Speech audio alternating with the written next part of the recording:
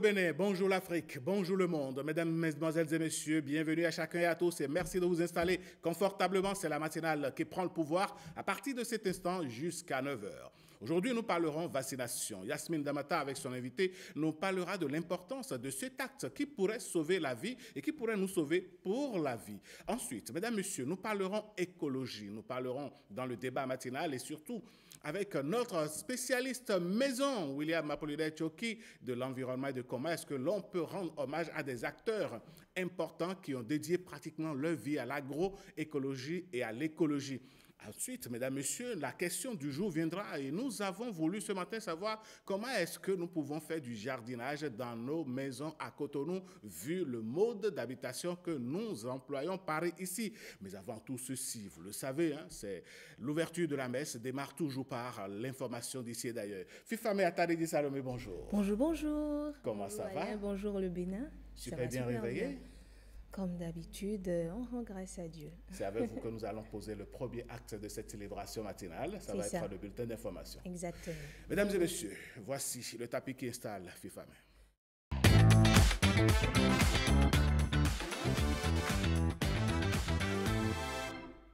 Chers téléspectateurs, bonjour, bienvenue à ce bulletin d'information que nous démarrons tout de suite par cette actualité qui fait trembler le monde entier. Et il a marqué les esprits durant son pontificat avec un règne alliant modernité et tradition. Le successeur de Benoît XVI n'est plus. Le pape François est décédé ce lundi de Pâques à l'âge de 88 ans à Rome. L'annonce officielle a été faite par le Vatican. Ariane Da Silva et Christelle Tongodo pour les détails.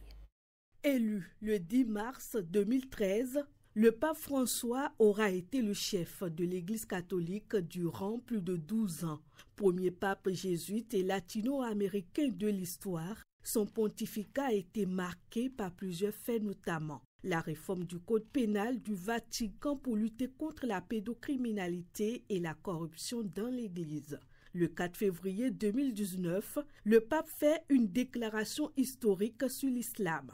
Il prône un pas en avant dans le dialogue avec l'islam. Si nous, croyants, nous ne sommes pas capables de nous donner la main, nous embrasser, notre foi sera défaite. Fin de citation. Le 27 mars 2020, en plein Covid-19, et alors que la planète est à l'arrêt, le pape François prononce une bénédiction ubi et orbi seul, sur une place Saint-Pierre déserte.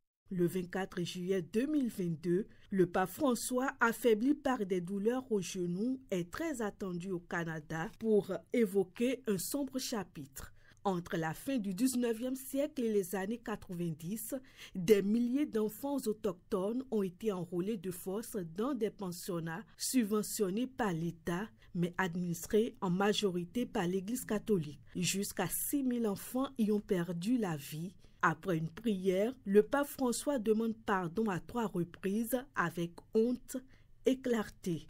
Le 25 février 2022, 24 heures après le début de l'invasion de l'Ukraine, le pape François effectue une visite à l'ambassadeur russe près le Saint-Siège. Il multiplie ensuite les appels à la paix sans être entendu. Il dénonce notamment une guerre absurde et cruelle. Le 5 janvier 2023, il préside les funérailles de son prédécesseur Benoît XVI. Et puis ce dimanche 20 avril 2025, jour de Pâques et veille de sa mort, le pape François s'offre un dernier bain de foule. Dans son discours, il a exhorté les dirigeants politiques à abattre les barrières qui créent des divisions dans le monde. Il bénit ensuite des nourrissons. Un moment marquant après de longues semaines à l'hôpital depuis mi-février 2025 pour une double pneumonie. Après nous avoir dévoilé son mystère de fils et de frère, le pape François est l'expression de l'humilité et du rapprochement des brebis du berger. Ses multiples voyages pour la paix, la réconciliation et la justice en disent long. Suivons les propos de Marc-Alexis Roquejoffre, directeur d'un institut de formation joint au téléphone depuis Paris par Jérôme Humbo.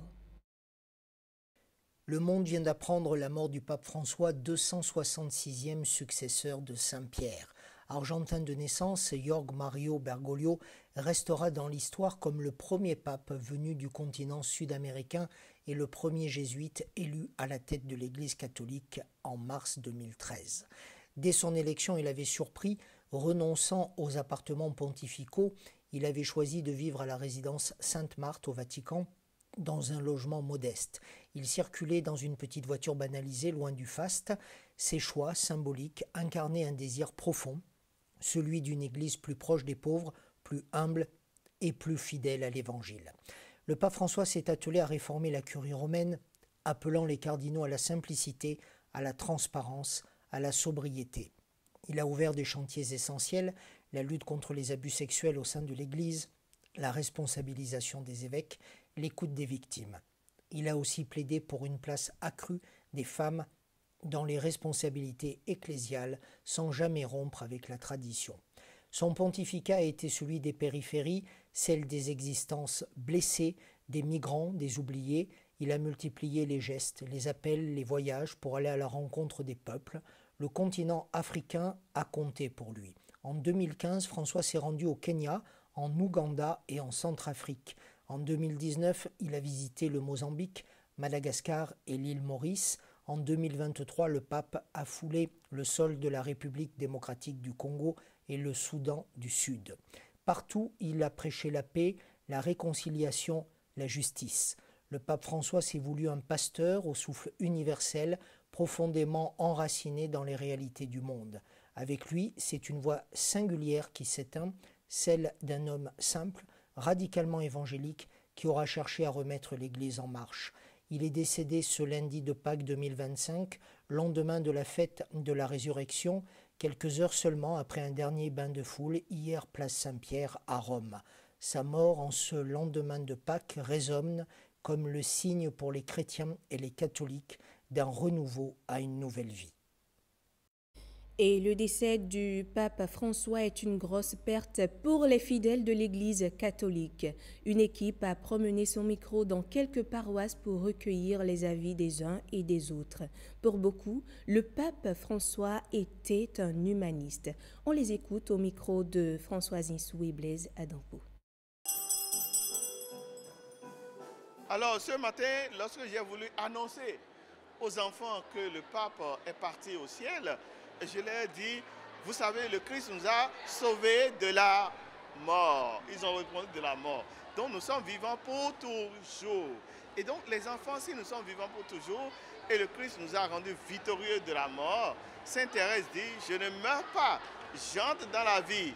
Alors j'ai dit, chers enfants, reprenez ensemble, je ne meurs pas, j'entre dans la vie. Le pape François ne meurt pas, il entre dans la vie. Donc le pape François pour nous n'est pas mort. Il est entré dans la vie avec le Seigneur. Il est passé de la mort à la vie. Il est passé de la vie à la vie. Je l'ai appris sur le coup. On se préparait à venir ici. Et les enfants me disaient que le pape est mort. Ça m'a rendu triste. Un moment, je me dis, paix à son âme. Et aujourd'hui, c'est la Galilée. Donc, il est allé rejoindre Jésus en Galilée. L'église est en deuil parce que c'est la disparition du pape. Et en tout cas, j'ai la foi qu'il est rentré dans la vie céleste, dans la vie éternelle. Le pape, quand j'ai appris son décès, ça m'a donné une tristesse parce que c'est un homme profondément religieux. Depuis qu'il est là, j'ai beaucoup aimé cette décision. À chaque fois quand il est sorti, il aime amener les gens le touchent, ne disent rien. Vraiment, c'était vraiment simple, humble en tant que grand serviteur de Dieu. Notre pape est ressuscité avec Jésus. J'en suis heureuse pour ça. C'est des signes de foi. C'est des signes pour nous chrétiens et chrétiennes de reprendre notre foi en main. Une tristesse, mais la joie domine cette tristesse. Parce que nous sommes tous appelés à partir un jour en demandant à Jésus de nous apprêter le terrain pour que nous soyons ressuscités avec lui.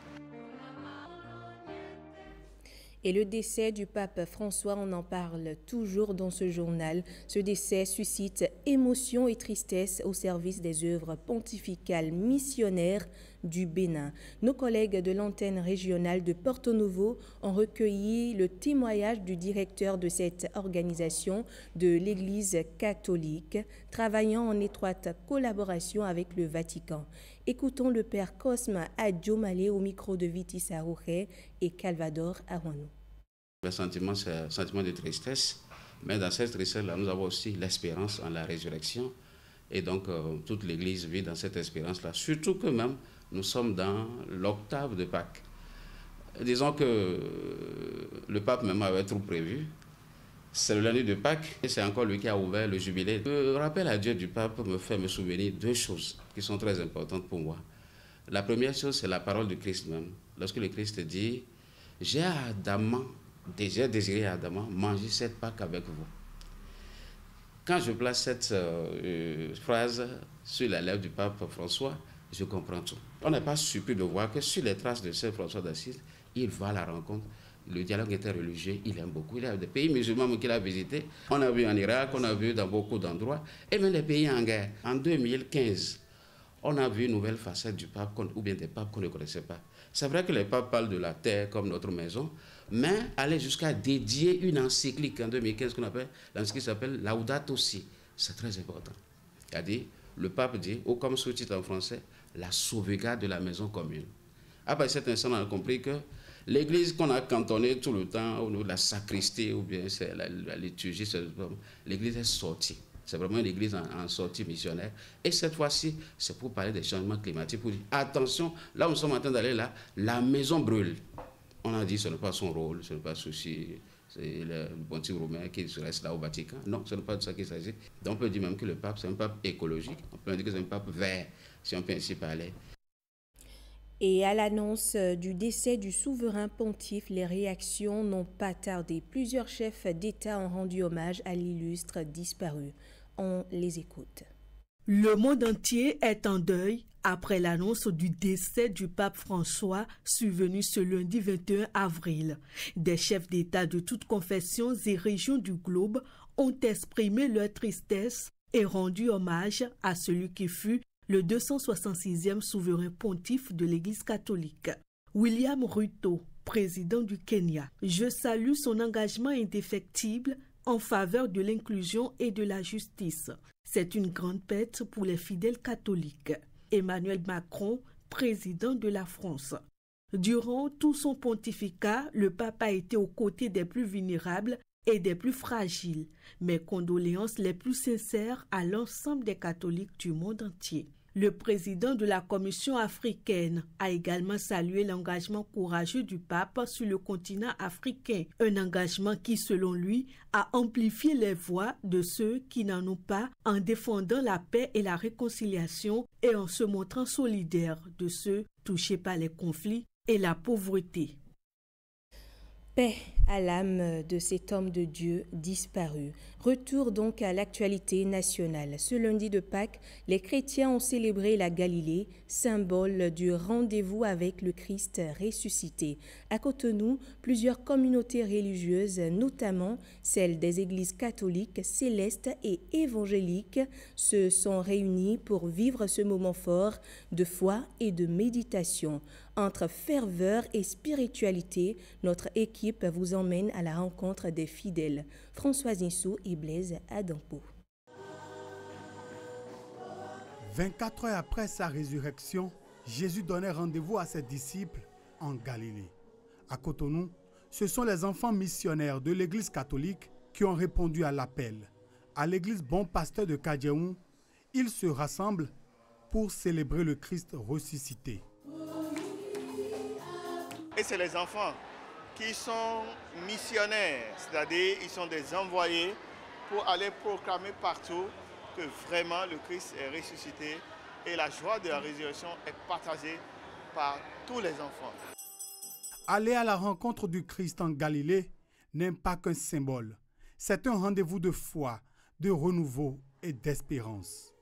Au lendemain de Pâques, les fidèles répondent présents, portés par la joie pascale.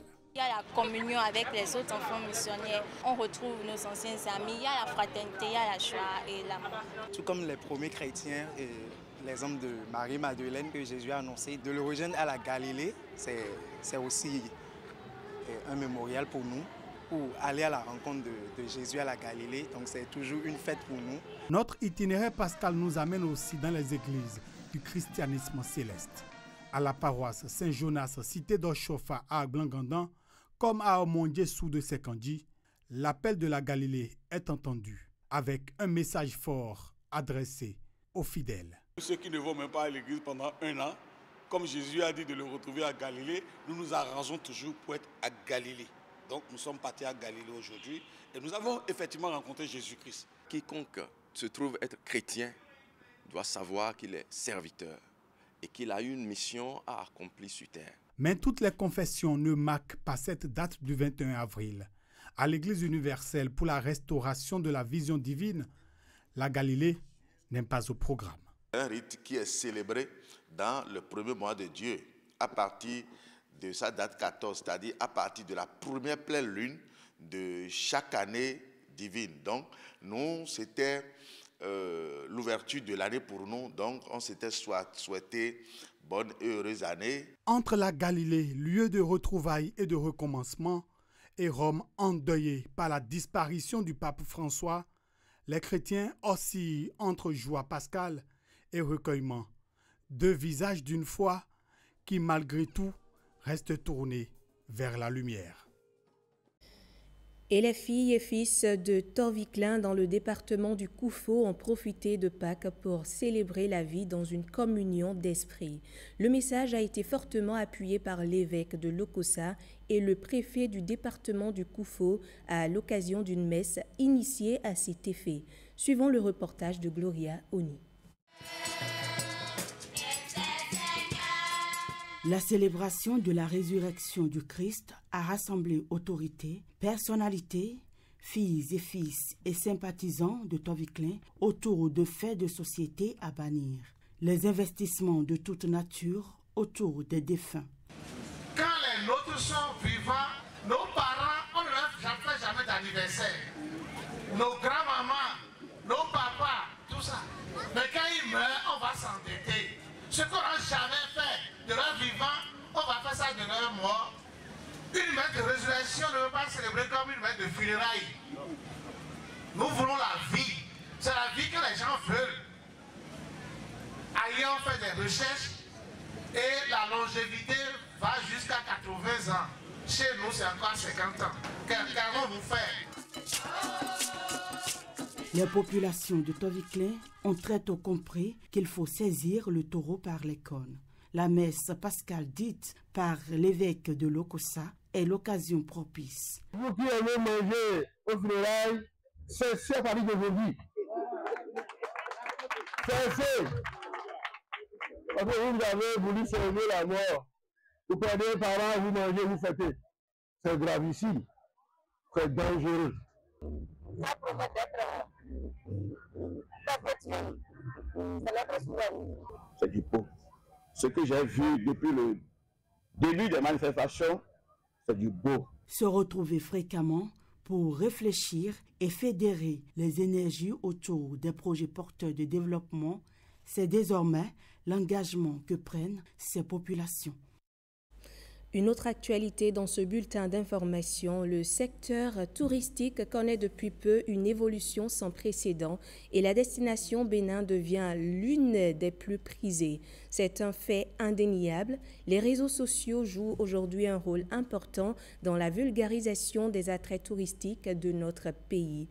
Leur contenu suscite un grand intérêt auprès d'un large public, avec pour résultat un accroissement du nombre de touristes et le développement de l'économie locale. On en parle dans le dossier du jour avec Jennifer Sachivi et Jean Nombima.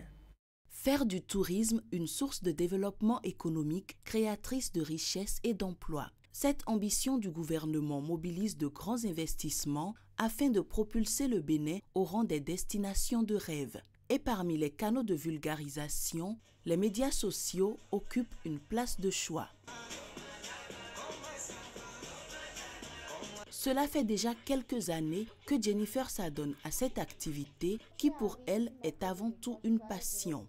Le réflexe souvent déjà de mes amis proches, dès qu'ils ont besoin d'une adresse, Jennifer, ce week-end, je veux aller quelque part où il y a de l'eau. Franchement, ça vient de partout, que ce soit des gens qui sont au Bénin, qui sont dans la sous-région et même à l'étranger. Au début, c'était juste un amusement en fait. On a commencé par raconter des histoires sur Cotonou, Ouigamé, Fifadji. Et au fur et à mesure, on sentait l'intérêt des gens pour la chose. On a commencé par initier des circuits touristiques, ce qui a attiré des expatriés, qui a attiré des gens de la sous-région qui nous ont contactés et on a commencé par faire des visites. Très rapidement donc, les réseaux sociaux deviennent incontournables dans le choix d'une destination touristique, ce qui a pour effet d'accroître la demande. Quand je prends juste un exemple palpable, à l'entrée du village Ganvier, la cité lacustre, on comptait 4000 visiteurs il y a cela 10 ans. Mais aujourd'hui, par exemple l'année passée, je crois bien qu'ils ont compté plus de 18 000. Donc en gros, les médias sociaux aujourd'hui jouent un rôle prépondérant dans la promotion d'une destination touristique. Et les retombées sur l'économie ne se font pas attendre. On fait appel à des guides sur place, on va acheter ce qu'ils nous proposent sur place. Il y en a, en repartant, ils vont acheter des cadeaux pour leur famille. Il y en a qui ont créé des entreprises et qui sont restés. Le retour des afro-descendants, ça participe à ce que les gens, quand ils arrivent au Bénin aujourd'hui, ils veulent en réalité s'installer, acheter un terrain. Donc quand ceux-là arrivent, ils vont créer d'emplois et ça fait en réalité grandir l'économie. Par exemple, nous les acteurs du tourisme sur les réseaux sociaux, nous avons souvent des contrats avec les hôtels, certains endroits, certains sites touristiques qui nous contactent, on fait leur promotion, ce qui permet un certain développement. Selon une récente étude du site de voyage en ligne American Express, 75% des voyageurs à travers le monde se servent des réseaux sociaux dans le choix de leur destination. Et c'est sur ce dossier du jour que se referme ce bulletin d'information que j'ai eu du plaisir à vous présenter. Merci de l'avoir suivi. Merci à vous, Fifame Salomé Ataredi, pour cette présentation. On présente nos condoléances à toute la communauté catholique. Vraiment, nos condoléances. Le pape s'en est allé. Ainsi va la vie, c'est la vie. Voilà, on va tous y passer. C'est normal des choses. Exactement. Et espérons que très bientôt, on aura un nouveau pape. Espérons. Pourquoi pas. Allez, bonne suite de journée à vous. Bonne journée. Mesdames et messieurs, nous continuons cette émission par ici et celui que nous allons accueillir tout à l'heure, vous le savez très bien, c'est bel et bien Marcel Achossi qui va nous parler de ce qui fait l'actualité au niveau des périodiques de notre pays parus et venus sur donc, la table de la rédaction. Mesdames et messieurs, voici la revue des titres.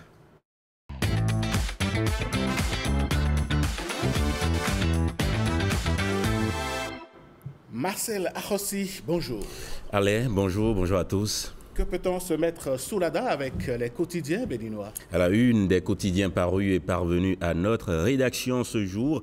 En attendant la revue de presse en fin d'émission, voici ce qui pourrait nous intéresser. Nous démarrons par le quotidien Bénin Intelligent. Terrorisme, le Bénin frappé, la nation debout. Mohamed Lamine Ouattara déclare dans les colonnes du journal que le terrorisme se nourrit de flux transfrontaliers. Le matinal, attaque de 2 positions du Bénin par des terroristes au nord. L'armée éprouvée mais toujours déterminée. La Nation, quotidien de service public, distinction d'éléments des forces armées béninoises à Porga, des médailles de la défense nationale à 130 militaires. Fraternité, décès du pape François, une lumière éteinte, la succession ouverte, impression de quelques évêques, prêtres, fidèles, pasteurs, imams, dans les coulisses de l'élection du nouvel évêque de Rome, un pape africain, pourquoi pas, c'est un dossier spécial fraternité ce mardi. Palmarès, après 12 ans de pontificat, François est parti, l'Église catholique romaine en deuil, le Vatican confirme la mort du souverain pontife, forces armées béninoises, le recrutement de 100 opérateurs de drones entre dans sa phase décisive.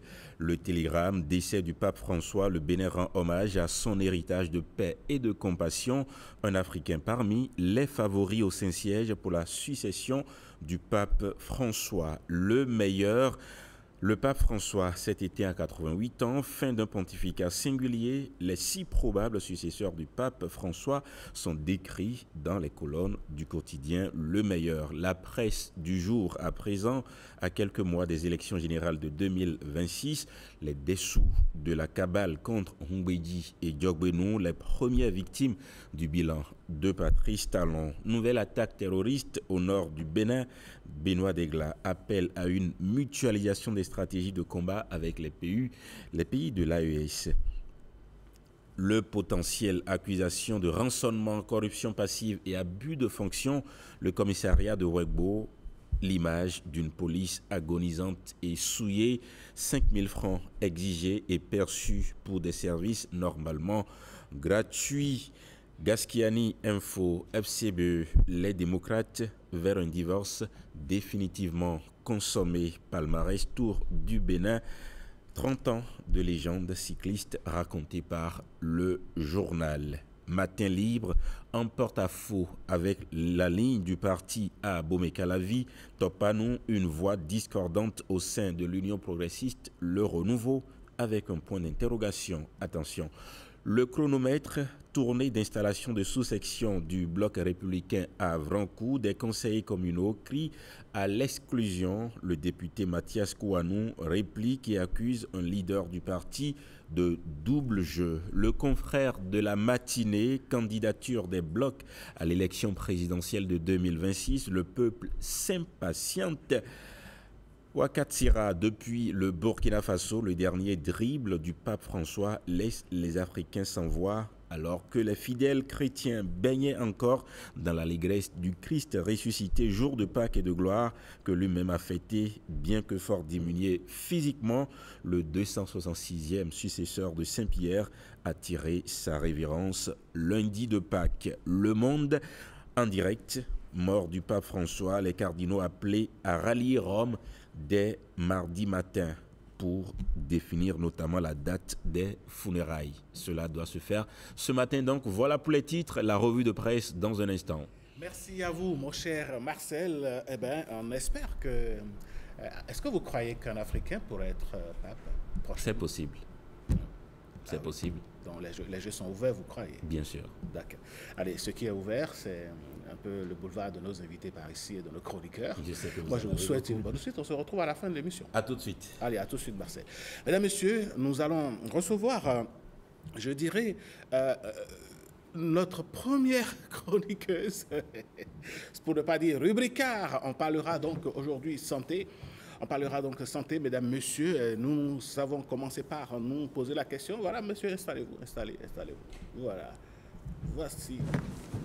Installez-vous, docteur. Docteur, vous n'êtes pas venu avec des piqûres, j'espère? Non, pas du tout. Pas du tout, d'accord. Je suis rassuré parce que je n'aime pas trop les piqûres. Allez, mesdames, messieurs, la vaccination pourrait-elle nous sauver pour la vie? On va se poser la question ce matin et vous le constatez. Yasmine Damata est déjà assise avec notre invité. On va leur dérouler donc on va juste leur dérouler le tapis histoire de les accueillir.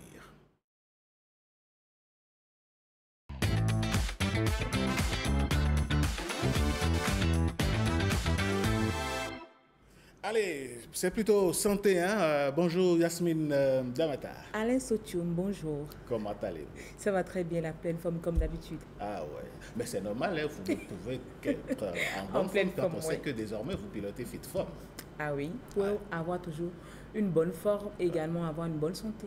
N'est-ce pas? Oui. Allez, mais avant de venir en salle de gym, c'est qu'en amont, on a eu à faire de la vaccination. Oui, à respecter son calendrier vaccinal quand on était enfant et quand on est adulte, voire également avec notre médecin. Est-ce qu'à l'âge adulte, il faut continuer ces vaccinations ou on peut les supprimer? Vous avez décidé d'en parler avec notre invité. Oui. D'accord. Bonjour le Bénin, bonjour à nos fidèles téléspectateurs de Mardi Santé. Aujourd'hui, on va parler de la vaccination, et il faut rappeler que Edwin Jenner, oui, le pionnier de la vaccination, disait que prévenir vaut mieux que guérir. Oui, aujourd'hui, c'est ce que nous allons faire également. On va prévenir, montrer en quoi la vaccination est si importante pour nous, pour nos vies, pour sauver des vies. Et pour en parler, j'ai comme expert sur ce plateau Landry Coquelet. Comment vous vous portez? Je vais bien. Je précise que vous êtes le directeur de la vaccination de la logistique à l'Agence nationale des soins de santé primaire. C'est exactement ça. Alors, cette semaine, nous avons démarré la semaine mondiale de la vaccination. Est-ce que vous pouvez un peu nous en parler? Effectivement, comme vous le dites, cette semaine coïncide avec le démarrage de la semaine mondiale de la vaccination. Il faut dire qu'en 2012, l'Organisation mondiale de la santé a décidé que chaque dernière semaine du mois d'avril sera consacrée à la célébration de la semaine mondiale de la vaccination. Et ceci pour pouvoir conscientiser tout un chacun de nous et aussi rappeler l'importance et le rôle que la vaccination a joué dans l'humanité pour pouvoir offrir à la population une meilleure condition de vie. Dans le même temps, le bureau régional de l'Organisation mondiale de la santé, le bureau régional Afrique, dédie la même semaine à la semaine africaine de la vaccination. Donc c'est une double célébration, semaine mondiale de la vaccination et semaine africaine de la vaccination. Vous dire que ça rappelle en quoi c'est si important de vacciner. C'est important de vacciner, comme vous l'avez dit, il vaut mieux prévenir que guérir. Nous vivons dans un environnement où nous sommes en compétition avec des germes qui veulent également se développer, qui veulent survivre. Et dans cette compétition-là, nous devons nous armer. Il y a des personnes qui sont particulièrement vulnérables, notamment les plus jeunes. Donc, du coup, il est très important, si nous voulons les voir grandir en toute sérénité, leur donner des moyens de défense. Et aujourd'hui, il existe des moyens sûrs et efficaces pour protéger tout un chacun de nous, notamment les plus vulnérables, que sont les tout-petits. Et ces moyens-là, c'est bien la vaccination. On nous parle souvent du PEV, du programme élargi de vaccination. Quel est son rôle au Bénin? Le programme élargi de vaccination a été institué en 1974. C'est un programme qui a été mis en place suite à l'éradication de la variole. Et la variole, beaucoup ne l'ont pas connue. C'est une maladie qui a failli ravager toute l'humanité. Et grâce à la vaccination, notamment aux travaux d'Edouard Jenner, dont vous avez parlé tout à l'heure, on a pu développer le tout premier vaccin. Et ce vaccin a permis d'éradiquer ce mal. Du coup, fort de ce succès, l'Organisation mondiale de la santé a décidé de mettre en place un programme élargi de vaccination pour pouvoir vacciner les tout petits contre des maladies pour lesquelles des vaccins existent déjà. Donc, le programme élargi de vaccination existe dans presque tous les pays et son objectif essentiel, c'est de protéger les enfants contre des maladies évitables par la vaccination. Justement, on parle de calendrier vaccinal pour les enfants. Alors, quel est ce calendrier? Alors, le calendrier vaccinal, c'est, disons, un document qui définit les vaccins qu'un enfant doit recevoir à des âges précis, voilà, pour pouvoir être complètement protégé. Si je prends le cas de notre pays, le Bénin, nous avons un calendrier vaccinal qui commence à la naissance, en salle d'accouchement. Donc, une fois que le bébé est sorti du ventre de sa mère en salle d'accouchement, il doit recevoir des vaccins, dont notamment le vaccin contre l'hépatite B, pour prévenir plus tard le cancer du foie et les cirrhoses du foie. Il doit recevoir le vaccin contre la poliomyélite, il doit recevoir le vaccin contre la tuberculose. Donc ça, c'est des vaccins qui se donnent à la naissance. D'accord. À 6 semaines, donc 1 mois et demi environ, l'enfant doit être vacciné contre le pentavalent. C'est un vaccin qui contient qui protège contre 5 maladies. Diphtérie, tétanos, coqueluche, que vous connaissez comme maladie grave. Poliomyélite, infection à pneumocoque. Et il doit être vacciné aussi contre les diarrhées à rotavirus. C'est des diarrhées qui gênent les enfants et on a l'habitude de dire l'enfant fait la dentition. Non, il ne fait pas la dentition, il est infecté par un virus qui peut... La dentition ne serait donc pas, disons, fonction, sinon la cause de cette diarrhée. La dentition n'est pas une maladie. La dentition, c'est un état de l'enfant. La maladie, c'est un virus qui crée la diarrhée pendant que peut-être ça coïncide avec la dentition. Et beaucoup d'enfants en pays. Aujourd'hui, fort heureusement, on a un vaccin pour ça, qui est dans le PEV, dans le programme élargi. Nous avons, pour certaines localités, déjà le vaccin contre le paludisme. Je pense que vous en avez déjà entendu parler depuis l'année dernière. Nous avons le vaccin contre la fièvre jaune, contre la rougeole, contre la méningite. Donc, autant de vaccins que nous administrons. Docteur, je ne vous arrête pas, mais qu'est-ce qui va se passer quand un nouveau-né, un enfant, rate un rendez-vous ou plusieurs rendez-vous dans son agenda vaccinal? Déjà, précisons les débuts, les 3 premiers vaccins qu'il doit recevoir. S'il les rate, c'est quoi les conséquences? S'il les rate, il n'est pas protégé contre les maladies pour lesquelles il devait être vacciné. Et la conséquence immédiate, c'est qu'il peut tomber malade. Et soit mourir, ce qui est dommage, c'est ce que nous évitons. soit développer des séquelles. Donc, nous avons beaucoup d'enfants qui ont des séquelles liées à des maladies évitables, telles que les cécités. Qu'est-ce que vous appelez séquelles et quelles sont vraiment ces séquelles-là? Les séquelles, c'est des conséquences que traîne une personne après être tombée malade. Peut être à titre de... Je prends pour l'enfance, on peut, après avoir fait une rougeole, perdre la vue, par exemple. Oui, tout à fait. Donc, ou bien perdre l'audition, ne pas pouvoir entendre correctement. Il y a beaucoup d'enfants aujourd'hui qui traînent ça parce qu'on peut être paralysé, exactement, pour la poliomyélite. Il y a on peut avoir des infections pulmonaires récurrentes. Donc, il y a tout ça que vous avez des enfants qui n'ont pas bénéficié de la vaccination et qui les traînent. Et ça constitue un poids pour les parents qui doivent gérer ces enfants qui pratiquement vivent avec un handicap. Pour éviter tout ceci, tous ces déconvenus, après, il vaut mieux se faire vacciner et avoir son immunité. C'est quoi la différence entre les gouttes qu'on donne dans la bouche à l'enfant et le vaccin qu'il prend à travers une seringue? C'est la même chose. En termes de l'effet escompté, c'est juste que la voie d'administration est différente. Vous savez, les médicaments, vous en avez que vous prenez par la voie orale, par voie injectable, par voie de suppositoire. Donc, c'est la même chose. C'est que pour ce vaccin, la fabrication veut que l'administration se fasse soit par voie orale, soit par voie injectable pour avoir un effet rapide. Alors, comment se porte, je dirais, la couverture vaccinale au Bénin? Alors, la couverture vaccinale au Bénin, globalement, elle est satisfaisante pour ce qui est de l'accès aux services. Donc, parce que nous avons des couvertures d'accès, c'est-à-dire les premières doses, autour de 80%, ce qui est très intéressant. Mais notre problème, c'est la continuité. Je viens d'en parler, le respect des rendez-vous. Donc, quand on commence par ça veut dire que beaucoup de personnes ratent les rendez-vous de vaccination des enfants. Pensent qu'après de moments d'ailleurs, après une première, une deuxième injection, la vaccination est terminée. Or, aujourd'hui, nous vaccinons jusqu'à 18 mois. Donc, il faut respecter les rendez-vous jusqu'à 18 mois. Et ces rendez-vous sont vraiment marqués dans les carnets. Ça fait 1 an et demi. 1 an et demi. Moi, j'ai une question pour le docteur, Yasmine, si tu permets. Docteur Coquelet, des parents oublient l'agenda vaccinal, mais l'autre chose aussi, c'est qu'il y a parfois toute une cabale contre les vaccins. Les gens se disent, mais non, si l'enfant est tombé malade, c'est justement à cause de ces vaccins-là. Et après, les scandales dans le milieu pharmaceutique ne sont pas pour faciliter les choses. Quand on regarde un peu ce qui s'est passé avec le vaccin contre la Covid, qu'est-ce que vous en dites, docteur Coquelet? Non, je pense qu'il y a beaucoup de confusion et beaucoup d'informations qui ne sont pas vraies et qu'il faudra vraiment déconstruire. C'est l'occasion, justement. Voilà. Donc, comme je l'ai dit, le rôle de la vaccination, c'est de pousser votre organisme à développer une immunité. Tout ce qui va se dire autour n'est pas du tout fondé. Et pour pouvoir développer un vaccin, il y a des procédures, des règles qui sont respectées pour qu'au moment où on administre, on s'assure de la sûreté et de la qualité, de l'efficacité. On ne peut jamais administrer un vaccin tant qu'on n'a pas ces éléments-là. Maintenant, comme vous l'avez dit, il y a des anti-vax qui font de la cabale. Le tout, ce n'est pas seulement ici, même en Europe. Europe, il y en a qui l'ont fait.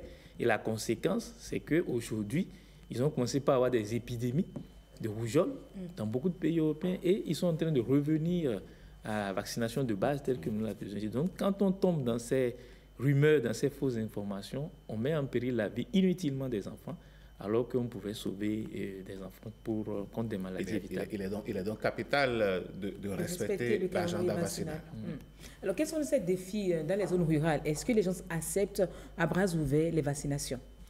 Il y a encore quelques défis, il faut l'avouer, des défis liés aux croyances. Je pense que nous venons de parler de ça et pour lesquels il faut continuer à sensibiliser. Il y a des refus, vous venez de le dire, c'est un parent. Pour des raisons, honnêtement, qu'on ne peut pas expliquer. Parfois, c'est des raisons qu'on ne connaît pas pourquoi ils refusent. Il y a même des raisons religieuses. Des raisons religieuses. Il faut oser le dire. Il y a des religions qui disent on ne va pas se vacciner, on ne va pas à l'hôpital, on ne va pas faire de la transfusion, on ne va pas prendre de... Non, on ne va rien faire.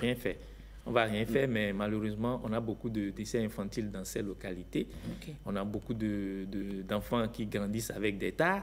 Dans ces localités, on a beaucoup d'enfants qui n'ont pas une croissance saine dans ces localités parce que ces enfants sont exposés à tous les germes que je viens de citer dans le cadre du calendrier vaccinal que nous défendons. Mais quel système est mis en place pour réellement sensibiliser ces personnes qui sont foncièrement contre, je dirais, la vaccination ou qui ne comprennent pas le sens de la vaccination? Alors, le système mis en place, c'est déjà de communiquer suffisamment. Nous utilisons les relais communautaires qui sont avec nous pour pouvoir passer de ménage en ménage dans leur cahier de charge pour expliquer aux parents le bien fondé. Fort heureusement, il y a des leaders aussi qui sont avec nous. Tout le monde n'est pas contre nous. Il y en a qui ont compris le bien fondé, qui aussi appuient la sensibilisation. Il y a des autorités politico-administratives, le personnel de santé également, qu'on participe à la communication, et certaines organisations de la société civile qui travaillent localement pour démontrer le bien fondé et déconstruire les rumeurs, les fausses informations. Après 18 mois, est-ce qu'il n'y a pas de vaccination obligatoire pour les enfants? Parce qu'il y a une étape de la vaccination où on demande aux parents d'acheter eux-mêmes les vaccins pour qu'on puisse l'administrer aux enfants. Qu'est-ce qui est mis en place pour réellement aider ces parents? Après 18 mois, vous sortez du programme élargi de vaccination. Pour le moment, notre calendrier s'arrête 18 mois, 2 ans. Et au moins, on sait que avant de commencer l'école maternelle, vous avez été protégé contre une dizaine, sinon une quinzaine de maladies. C'est déjà bien. Après, la vaccination se poursuit. Aujourd'hui, on vaccine jusqu'à la vieillesse. Jusqu'à la vieillesse. Bien sûr. Même les adultes peuvent se faire vacciner. Bien sûr, chacun en fonction de son état. Ouais, donc chacun en fonction de son état. Oui, mais le cas de la Covid, c'était un cas exceptionnel, non? Mais d'autres se vaccinent pour la grippe, par exemple. D'autres se vaccinent pour la grippe. Actuellement, vous avez le pèlerinage pour le Hajj. Tous ceux qui doivent aller au pèlerinage doivent systématiquement être vaccinés contre certaines maladies, notamment la grippe que vous venez de citer, la méningite, la fièvre jaune. Tout à fait. Parce que vous allez dans un milieu où il y a de la foule et vous pouvez être infecté. Donc, il y a des vaccinations des adolescents, notamment les vaccins contre les papillomavirus qui sont responsables des cancers du col de l'utérus. Il y a les vaccins que nous administrons contre le tétanos pour les femmes qui sont en âge de procréer pour protéger leur bébé contre le tétanos. Donc, chacun, en fonction de l'âge qu'il a et de sa spécificité, a droit au vaccin. Et c'est le message de la Semaine mondiale de la vaccination. Justement, parlant de message, quelle sensibilisation, quelle campagne est mise en place pour cette semaine pour atteindre les couches les plus vulnérables, même les plus inconnues du pays? Il y a une grande campagne, effectivement, de sensibilisation qui est mise en place, qui passe par tous les moyens de communication, non. Celle-ci, par exemple. Nous avons aussi, je l'ai dit, les relais communautaires. Nous avons le personnel de santé sur le terrain. Nous avons l'implication des autorités politico-administratives, des leaders religieux pour pouvoir sensibiliser davantage, communiquer énormément. En plus de ces messages, nous intensifions l'offre des services. Actuellement, au cours de cette semaine, nous allons multiplier les sorties en stratégie avancée, encourager les parents à pouvoir faire vacciner les enfants qui sont en retard, même qui ont raté leur rendez-vous. Alors, ça dit que même quand on rate le rendez-vous, on peut toujours se rattraper. Il vaut mieux se rattraper que de ne pas en faire du tout. Bien sûr. Depuis l'année dernière, même, nous avons offert la possibilité jusqu'à l'âge de 5 ans. Donc, dans nos centres de santé, nous pouvons, même les enfants jusqu'à l'âge de 5 ans, si les parents ont la preuve qu'ils ont manqué des rendez-vous, aujourd'hui, nous rattrapons jusqu'à cet âge-là.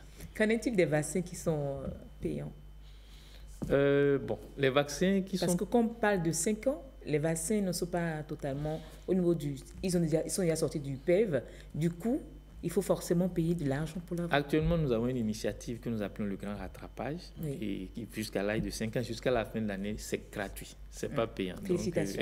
Jusqu'à la fin de l'année, vous ne pouvez pas du tout payer. Si vous allez et que vous avez que vous voulez, votre enfant doit se faire vacciner, il ne paiera rien. D'accord. Donc, ça, dans quel centre? Dans tous les centres de santé publics et privés où l'on vaccine. Vous devez pouvoir demander, votre enfant a raté ses rendez-vous, vous êtes venu pour faire un rattrapage, il va être rattrapé.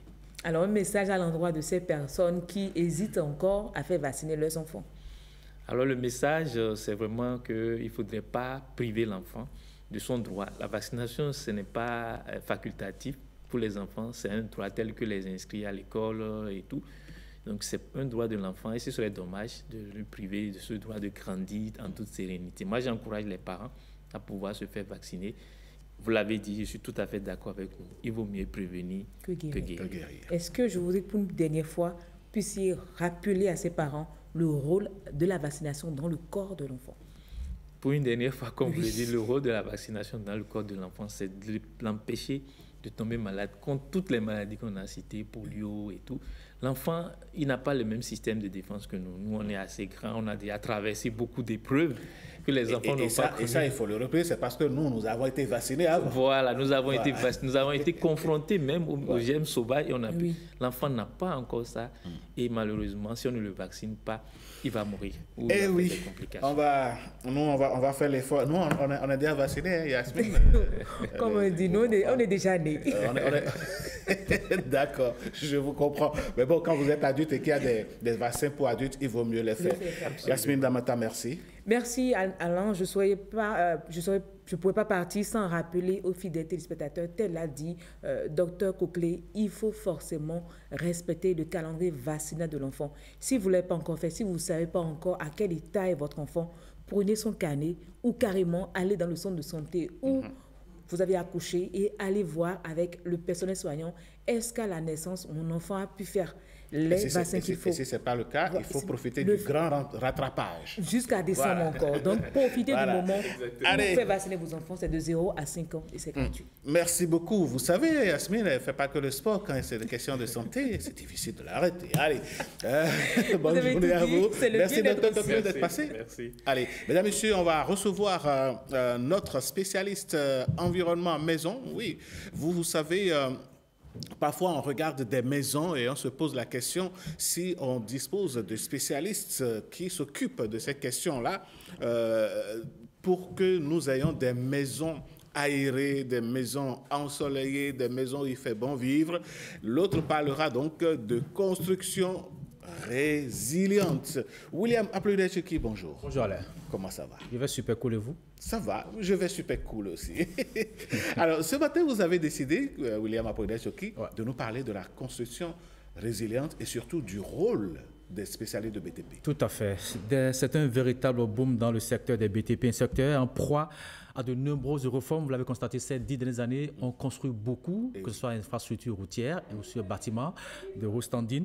Alors, quel est l'état des lieux qu'on pourrait faire aujourd'hui par rapport à tout ceci? Un ingénieur de conception en génie civil nous parlera des BTP. Il parlera aussi de son initiative qu'on appelle Atelier des BTP. Bonjour, monsieur Kehinde Amadou. Bonjour, monsieur William. Merci. Bonjour, monsieur Amadou. Alors, aujourd'hui, vous l'avez constaté aussi avec nous, qu'on construit beaucoup. Vous pensez vraiment que tout ce que nous faisons comme construction, qu'on respecte les normes en la matière?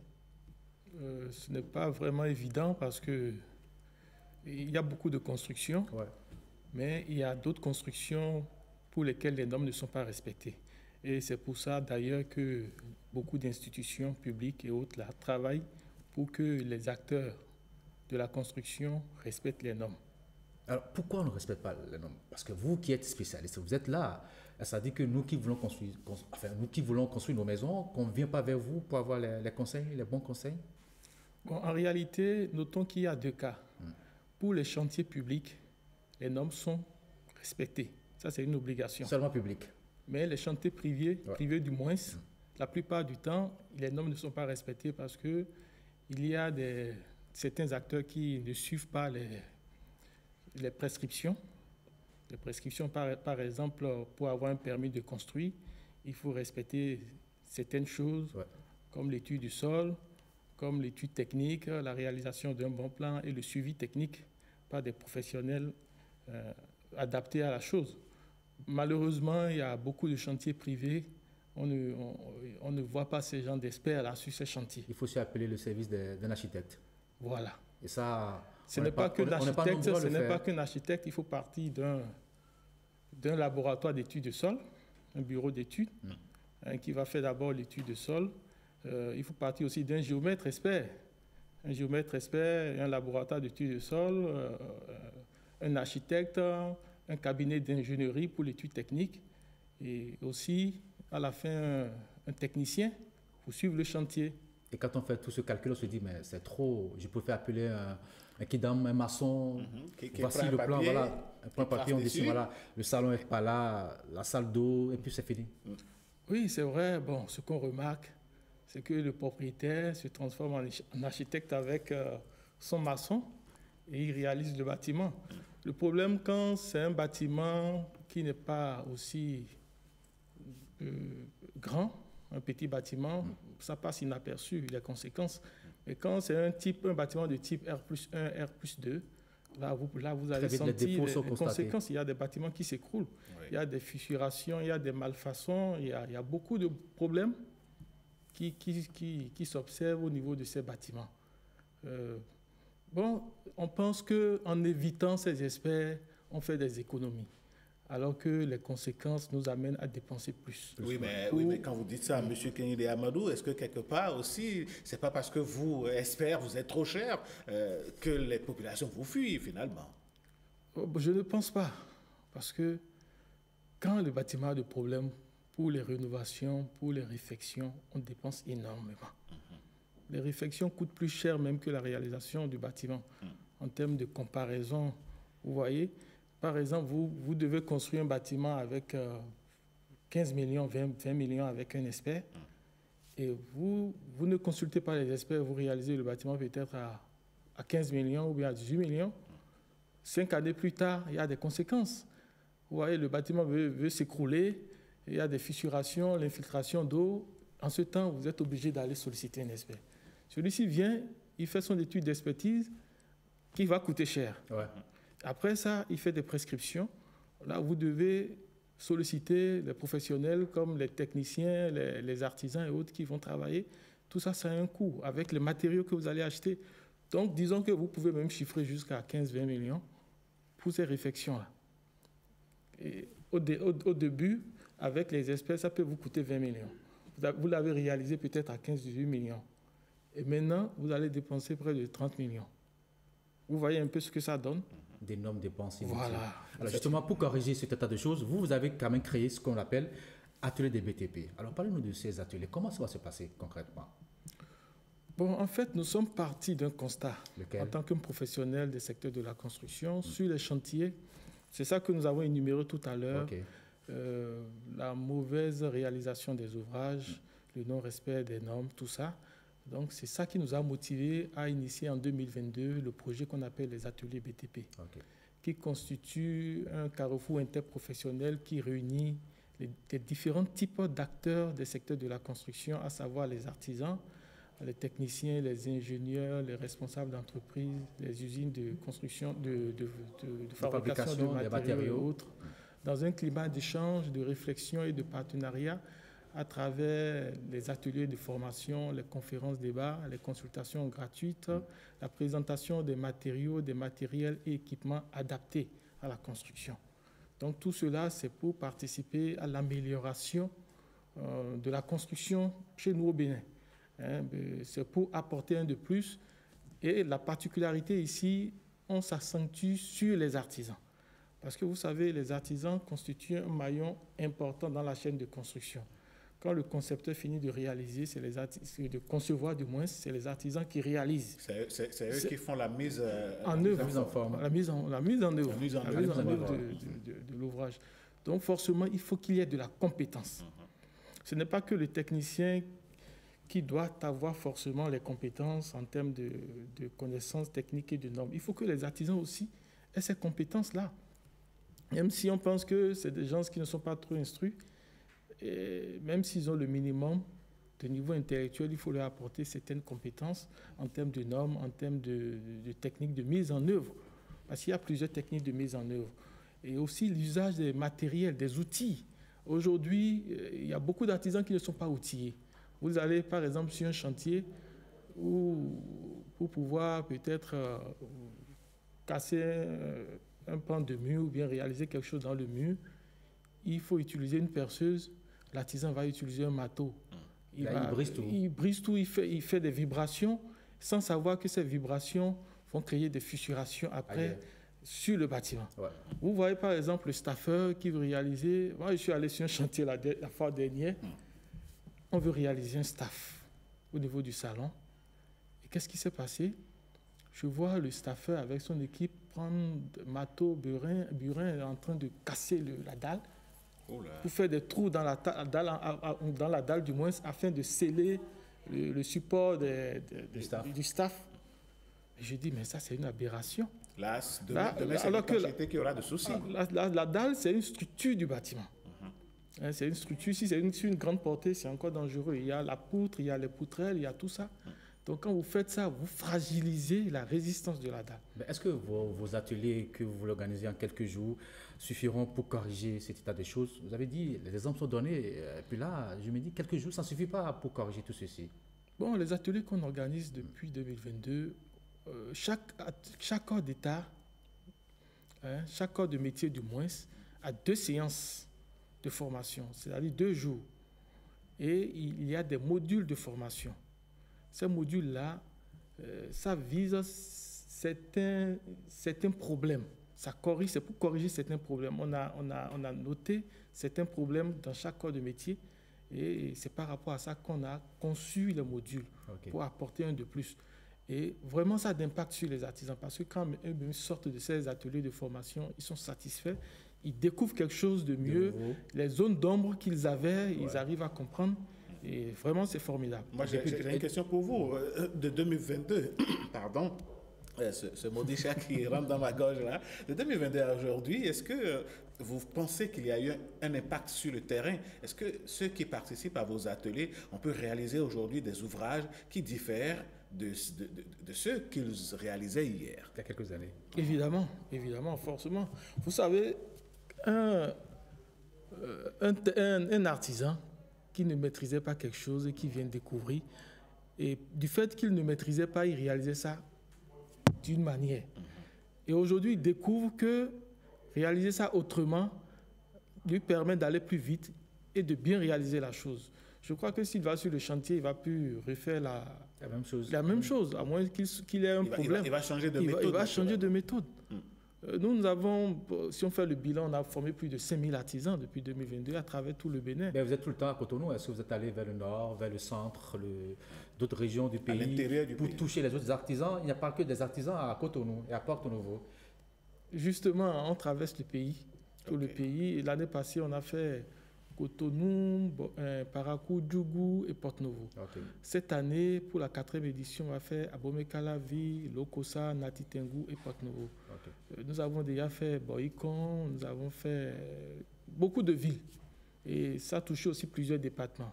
Par exemple, quand on prend la ville de Parakou, il y a les artisans qui viennent du Borgou, de l'Algourie, tout ça, que vous mettez ensemble pour cette formation. On prend Porto Novo, il y a des artisans qui viennent de l'Ouémé et du plateau, donc c'est quand même intéressant. Et quelle est la particularité de cette année, cette formation que vous voulez donner aux artisans? La particularité cette année, c'est qu'on a amélioré aussi les modules. Parce qu'on va comprendre mieux ce qui se passe sur les chantiers, leurs insuffisances, on leur pose des questions. Vous allez sur les chantiers pour voir les malfaçons? Forcément. En tant qu'acteur même, on est souvent sur les chantiers. Donc, dans chaque corps de métier, on a énuméré les insuffisances et on essaie d'améliorer, d'apporter des innovations chaque année. Quelques conseils à ces artisans qui doivent quand même bénéficier de cette formation. C'est très important. Vous avez un message pour eux? Nous invitons les artisans à s'inscrire pour y participer massivement. Ah, c'est pas gratuit? C'est gratuit. Ah, voilà. C'est gratuit et nous remercions nos partenaires parce que c'est grâce au ministère des Petites et Moyennes Entreprises et de la Promotion de l'Emploi, au Fonds du développement de l'artisanat, aux acteurs privés comme la SIAB, comme la Soubépec, comme Rumias, comme Kobedimen, comme beaucoup d'autres. Comme HBP, on risque de faire la pub. Bon, excusez-moi si c'est la pub. Vous enverrez la facture. Vous êtes dans la BTP, donc c'est pas payer les factures par ici. Donc c'est grâce à ces acteurs qu'on arrive à avoir des moyens financiers à ces partenaires pour pouvoir réaliser le projet chaque année. Monsieur Amadou, moi j'ai une question pour vous. C'est bien de se focaliser sur les artisans et tout ça, mais quelle politique vous menez à l'endroit des populations, des propriétaires en griffe de maisons qui, avant de poser l'acte, doivent être peut-être sensibilisés pour ne plus se donner le droit de quelques schémas sur un bout de papier pour commencer le chantier? Bon, en réalité, à part les ateliers BTP, nous avons un autre projet qu'on appelle le Salon international de l'immobilier matériaux modernes, S2e, que nous avons initié depuis 2016. Cette année, nous serons à la 9e édition. Le salon, c'est un espace qui permet à la population de venir découvrir et de consulter les professionnels des secteurs de la construction. Je crois que M. Chouki connaît bien le salon. Bien sûr. Nous avons le ministère des cadres de vie qui est souvent le partenaire officiel de ce salon. Ça permet à la population de venir se renseigner, de s'informer. Parce que sur ce salon, vous avez pratiquement tous les professionnels, que ce soit les laboratoires, que ce soit les bureaux d'études, que ce soit les fournisseurs de matériaux, que ce soit les entreprises de construction. Et c'est même là on fait la promotion des matériaux locaux de construction. Voilà, donc tous ceux-là sont présents. Cette année, on le fait souvent en octobre. Donc dès que ça sera, on sera peut-être à quelques mois de l'événement, on viendra quand même nous en parler. Voilà. Et pour que toute la population soit informée. Évidemment. En tout cas, ici, c'est votre maison. Nos portes sont ouvertes. Merci. Pas, William Apollinaire? Exactement. Merci beaucoup, M. Kehinde Amadou. Je rappelle que vous êtes ingénieur de conception en génie civil. Vous avez parlé des ateliers de BTP. Vous invitez les artisans à venir suivre ces formations pour éviter les malfaçons, éviter des bâtiments qui ne cessent de tomber par moment, qui créent d'énormes désagréments avec des pertes en vie humaine. Il faut qu'on évite cela, n'est-ce pas?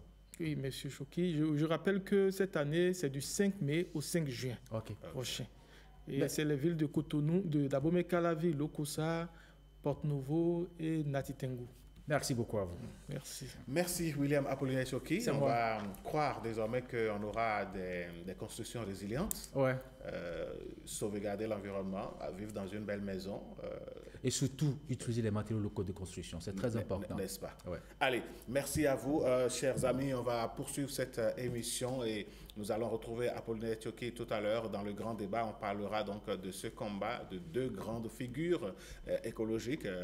Vous allez comprendre pourquoi. Mais avant, on parlera également, on ira dans le domaine agricole pour parler avec un grand responsable, je dirais même le numéro 1 de l'IRAB. Et oui, Apollinaire Choki, on se retrouve tout à l'heure? Tout à l'heure. Allez, d'accord. Allez, chers amis, on va parler d'une initiative inédite, quelque chose qui, par le passé, ne se faisait pas. Et puis, comme ça, ils ont décidé donc de le faire, de pouvoir marquer d'un saut solennel, je vais dire, leur entrée. Je vais inviter ici le docteur Komla-Hervé Soso à prendre place. Voilà, merci de vous installer. Venez par ici. Merci. Voilà. Installez-vous. Voilà, mesdames, messieurs, je reçois pour vous le directeur général de l'Institut national de recherche agricole du Bénin, Dr Komla-Hervé Soso. Vous êtes le directeur général de l'IRAB, je l'ai dit. Bonjour, bienvenue. Bonjour, monsieur le journaliste. Merci de nous recevoir. Merci d'avoir accepté notre invitation. On connaît l'INRAB, on entend souvent parler, mais aujourd'hui, vous avez décidé de faire une rentrée solennelle à l'INRAB. L'INRAB, pourquoi cette rentrée? Merci, monsieur le journaliste. Si vous permettez, effectivement, l'Institut national de recherche agricole organise sa rentrée solennelle cette année 2025. Et c'est la première édition? C'est la première édition. C'est là où il y a la curiosité. Pourquoi décider comme ça alors que l'IRAB existe depuis des années de faire une rentrée solennelle? Oui, mais permettez-moi d'abord d'exprimer ma gratitude à monsieur le ministre de l'Agriculture, de l'Élevage et de la Pêche et à madame la ministre de l'Enseignement supérieur qui n'ont ménagé aucun effort pour nous soutenir dans l'organisation de cet événement et pour avoir accepté parrainer l'événement. Donc l'événement, c'est sous le parrainage des deux ministres. Pourquoi une rentrée solennelle à l'INRAB? L'INRAB joue un rôle crucial dans la recherche agricole au Bénin. Et cette recherche agricole, il y a le système national de recherche agricole du Bénin que l'INRAB coordonne. Et tout en coordonnant le système agricole des recherches agricoles du Bénin, notre mission est de mettre en œuvre les différentes technologies et les innovations adaptées, tout en respectant la préservation des ressources naturelles et la résilience au changement climatique. Vous savez, depuis quelques années, le gouvernement lance la campagne agricole, déclenchant la commercialisation, déclenchant la production des différentes cultures. Donc, il est tout à fait naturel que l'INRAB, qui coordonne la recherche agricole, déclenche aussi la mise en œuvre de son cycle de recherche agricole pour soutenir cette campagne. Donc, c'est pour soutenir en fait la campagne agricole et pour cette promotion des filières que le cycle de recherche agricole de l'INRAB, qui doit commencer dès que la campagne est lancée, cette rentrée solennelle marque le début de ce cycle. C'est ça. C'est comme une rentrée universitaire? C'est exactement comme une rentrée universitaire, comme ça se fait à l'université. Et ce cycle comporte plusieurs étapes. Et cette première étape, c'est la rentrée. D'accord. Mais quels sont les objectifs spécifiques que vous visez réellement en organisant une telle rentrée solennelle? Oui, monsieur Jean, nous avons 5 objectifs. C'est d'abord de mobiliser les chercheurs autour de cette campagne 2025-2026. Et il s'agit aussi pour nous de donner de la visibilité aux technologies et aux innovations qui ont été générées. Donc, ça c'est vrai, parce que je ne vous coupe pas, M. Sossou, mais parfois le citoyen lambda se demande, on parle d'INRAB, la seule chose parfois qu'on associe à l'INRAB, c'est les parmi sélectionnés. Finalement, quelles sont les recherches que vous faites et quelles sont leurs utilités pour la société béninoise, M. Sossou? Oui, l'INRAB, ce n'est pas que les palmiers sélectionnés. D'accord. L'INRAB, c'est toutes les filières définies par le gouvernement.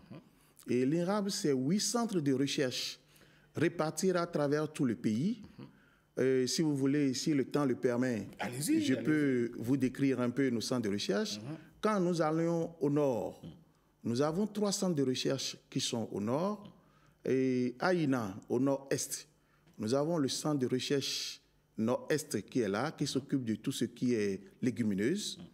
Nous avons le centre de recherche production animale et halieutique, tout ce qui est recherche sur la production animale et halieutique. Quand nous venons à l'ouest, nous avons le centre de recherche nord-ouest qui s'occupe de tout ce qui est culture sèche.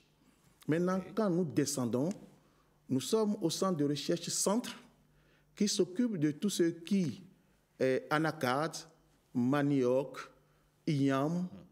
Et quand nous évoluons encore vers le bas, nous avons le centre de recherche horticulture qui s'occupe de tout ce qui est fruits et légumes. Alors donc, l'Institut est disséminé. Je n'ai pas fini. D'accord. Nous descendons ici, nous avons le centre de recherche sud qui s'occupe de tout ce qui est maïs, tout ce qui est céréales, maïs, riz. Okay. Et quand nous arrivons maintenant, nous avons un centre de recherche qui est transversal. Et ce centre comporte des laboratoires et des programmes. Nous avons, par exemple, dans ce centre de recherche transversal, le laboratoire qui s'occupe de tout ce qui est sciences du sol et environnement et eau, un laboratoire qui s'occupe de la santé animale et nutrition. Nous avons le programme qui s'occupe de tout ce qui est technologie agricole et alimentaire en termes de recherche, et un autre programme qui s'occupe de la défense des cultures. C'est ça. Donc, toutes les cultures... Alors, il y a énormément de travail qui se fait à l'INRAB. Oui, et il y a un programme transversal, c'est tout ce qui est analyse de la politique agricole, pour quand même générer des connaissances. Revenons à cette rentrée solennelle, Dr Komla Hervé Sossou. À part vous, chercheurs, qui êtes conviés à cette rentrée, quels sont les autres participants que vous attendez? Oui, en plus des chercheurs, nous avons nos collègues des universités publiques et privées. Nous avons nos partenaires techniques et financiers, où je peux citer l'Union européenne, l'AFD, la FAO et d'autres. Nous avons les directeurs techniques du ministère qui vont accompagner le ministre. Et nous avons nos partenaires privilégiés, les agriculteurs, qui seront avec nous. Puisque c'est pour eux que nous travaillons. D'accord. Bon, ça va être déjà le jeudi prochain? Oui, c'est le jeudi prochain à 9h au siège de l'INRAB à Agonkame. Et ça va démarrer par une conférence. Quand on parle de Agonkame, c'est où? C'est sur la voie de l'ITA. D'accord. Quand vous rentrez sur la voie de l'ITA, vous allez voir la longue clôture de l'INRAB, c'est écrit Institut national de recherche agricole du Bénin. C'est vrai que vous dites c'est l'ITA, mais souvent dans le langage commun c'est ITA. Oui, sur la voie de l'ITA. D'accord. C'est sur la voie de l'ITA, tout simplement. Oui. Et pour dire, il y aura une conférence inaugurale dont le thème c'est la recherche agricole au Bénin pour la promotion des filières agricoles, enjeux et défis. Et ce sera animé par un de nos chercheurs seniors. Là, je ne vais pas dévoiler son nom ici. Voilà. Ce sera une surprise. Il faut venir à la rentrée pour pouvoir le voir et le suivre. D'accord. Alors, Dr Sossou, c'est très intéressant tout ce que vous nous dites. On est sûr qu'avec l'INRAB, on aura quand même, on a des études, on a des résultats, on a des semences, on est sûr de manger bio. Mais dites-nous, si vous deviez avoir un mot de fin en ce qui concerne cette rentrée solennelle, la première édition d'ailleurs, que diriez-vous, Dr Sossou? Oui, je voudrais déjà remercier le ministre de l'Agriculture, du Élevage et de la Pêche et son cabinet Remercier aussi le conseil d'administration pour leur soutien.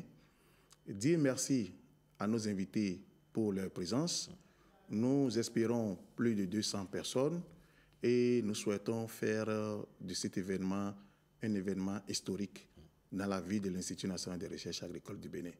Ça se passe le jeudi et c'est le jeudi à 9h à l'INRAB. Jeudi prochain, jeudi 24 jeudi 24 avril à 9h. À l'INRAB. On prend la route de l'État. On prend la route de l'État. Ou de l'ITA. Oui, ou de l'ITA. D'accord.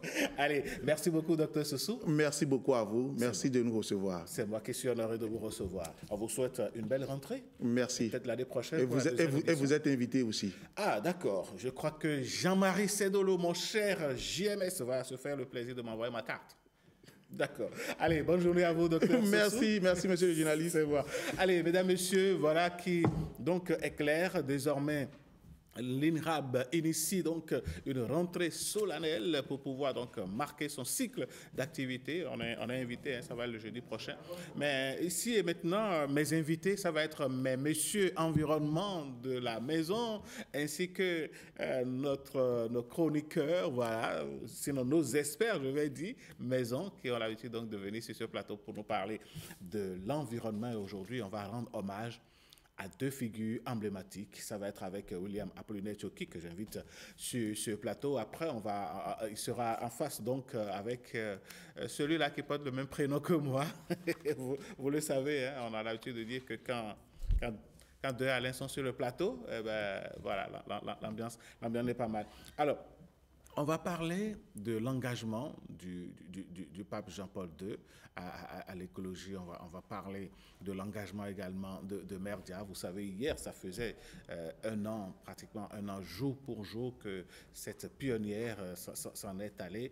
William Apollinaire Tchoki et nos invités, on va en parler. Je vais demander à Alain Tossounon de venir s'installer et puis William reprend sa place. William Apollinaire Tchoki, à nouveau, bonjour. Bonjour Alain. Alors, ce matin, on a décidé donc de parler de deux acteurs majeurs de l'agroécologie et de l'écologie. Dites-nous. Allez-y, dites-nous. Ouais, bon, c'est vrai que, vous savez, hier, le monde entier est frappé par le décès du pape François. Nous savons tous quand même que ce monsieur caractérisé par son humilité. Et puis il y a quand même quelque chose qui touche le côté environnement, que tous nous savons. C'est une encyclique qu'il a écrite qui porte sur, qu'on appelle Laudato Si, et qui quand même montre que tout ce que nous menons comme action, qui est action mauvaise quoi, à l'endroit de l'environnement, c'est comme si nous péchions aussi, quoi. Voilà, donc c'est quand même un document très important quand même, qui permet au monde entier de prendre conscience, de savoir que l'environnement, c'est aussi quelque chose qui vit, c'est quelque chose qu'on doit protéger. Et puis, cela est très important. Et puis, quand on voit quelqu'un de l'Église à cet niveau qui porte aussi les questions écologiques et les questions du changement climatique, au départ, on n'avait pas cette une action aussi grande, mais avec le pape, on a quand même vu que les gens d'une certaine hauteur peuvent avoir à cœur les questions en lien avec l'environnement, et c'est très important. Le pape Jean-Paul II n'était pas qu'un homme d'église. Non, François voilà. François. Ouais, bon, le pape François, autant pour moi, n'était pas qu'un homme d'église. Non, il n'était pas seulement un homme d'église, mais il était aussi quelqu'un très ancré dans les problèmes sociaux, je vais dire, les problèmes en lien avec notre environnement, les problèmes en lien avec la pauvreté. Quelqu'un dont les actions ont montré un peu que c'est pas seulement la religion le problème, mais c'est aussi l'environnement. Qu'est-ce qu'on fait pour réduire nos émissions de gaz à effet de serre? Qu'est-ce qu'on fait pour ne pas dégrader la terre nourricière? Parce que sans la terre nourricière, on ne peut pas manger, on ne peut pas vivre, justement. Donc, voilà des questions sur lesquelles ce monsieur s'attardait, sur lesquelles partout il allait, il propagait la bonne nouvelle, et s'il insistait sur ces questions, voilà pourquoi c'est quand même monsieur qui a marqué son passage sur terre. On a décidé, Alain Tossounon, de rendre donc hommage au pape François. C'est vrai, c'est le souverain pontife. Quand on l'appelle, quand on évoque son nom, c'est la religion qu'on voit. Mais derrière, peu savent que c'était un monsieur à qui importait énormément l'écologie. Oui. Je crois qu'il n'est pas le premier à parler des questions environnementales. Avant lui, on a connu Jean-Paul II, mais également le pape Benoît XVI. Mais la particularité du pape François, c'est d'avoir consacré toute une encyclique à cette question et d'avoir choisi le bon moment pour sa publication. On se rappelle qu'on était à la veille de l'accord de Paris. Oui.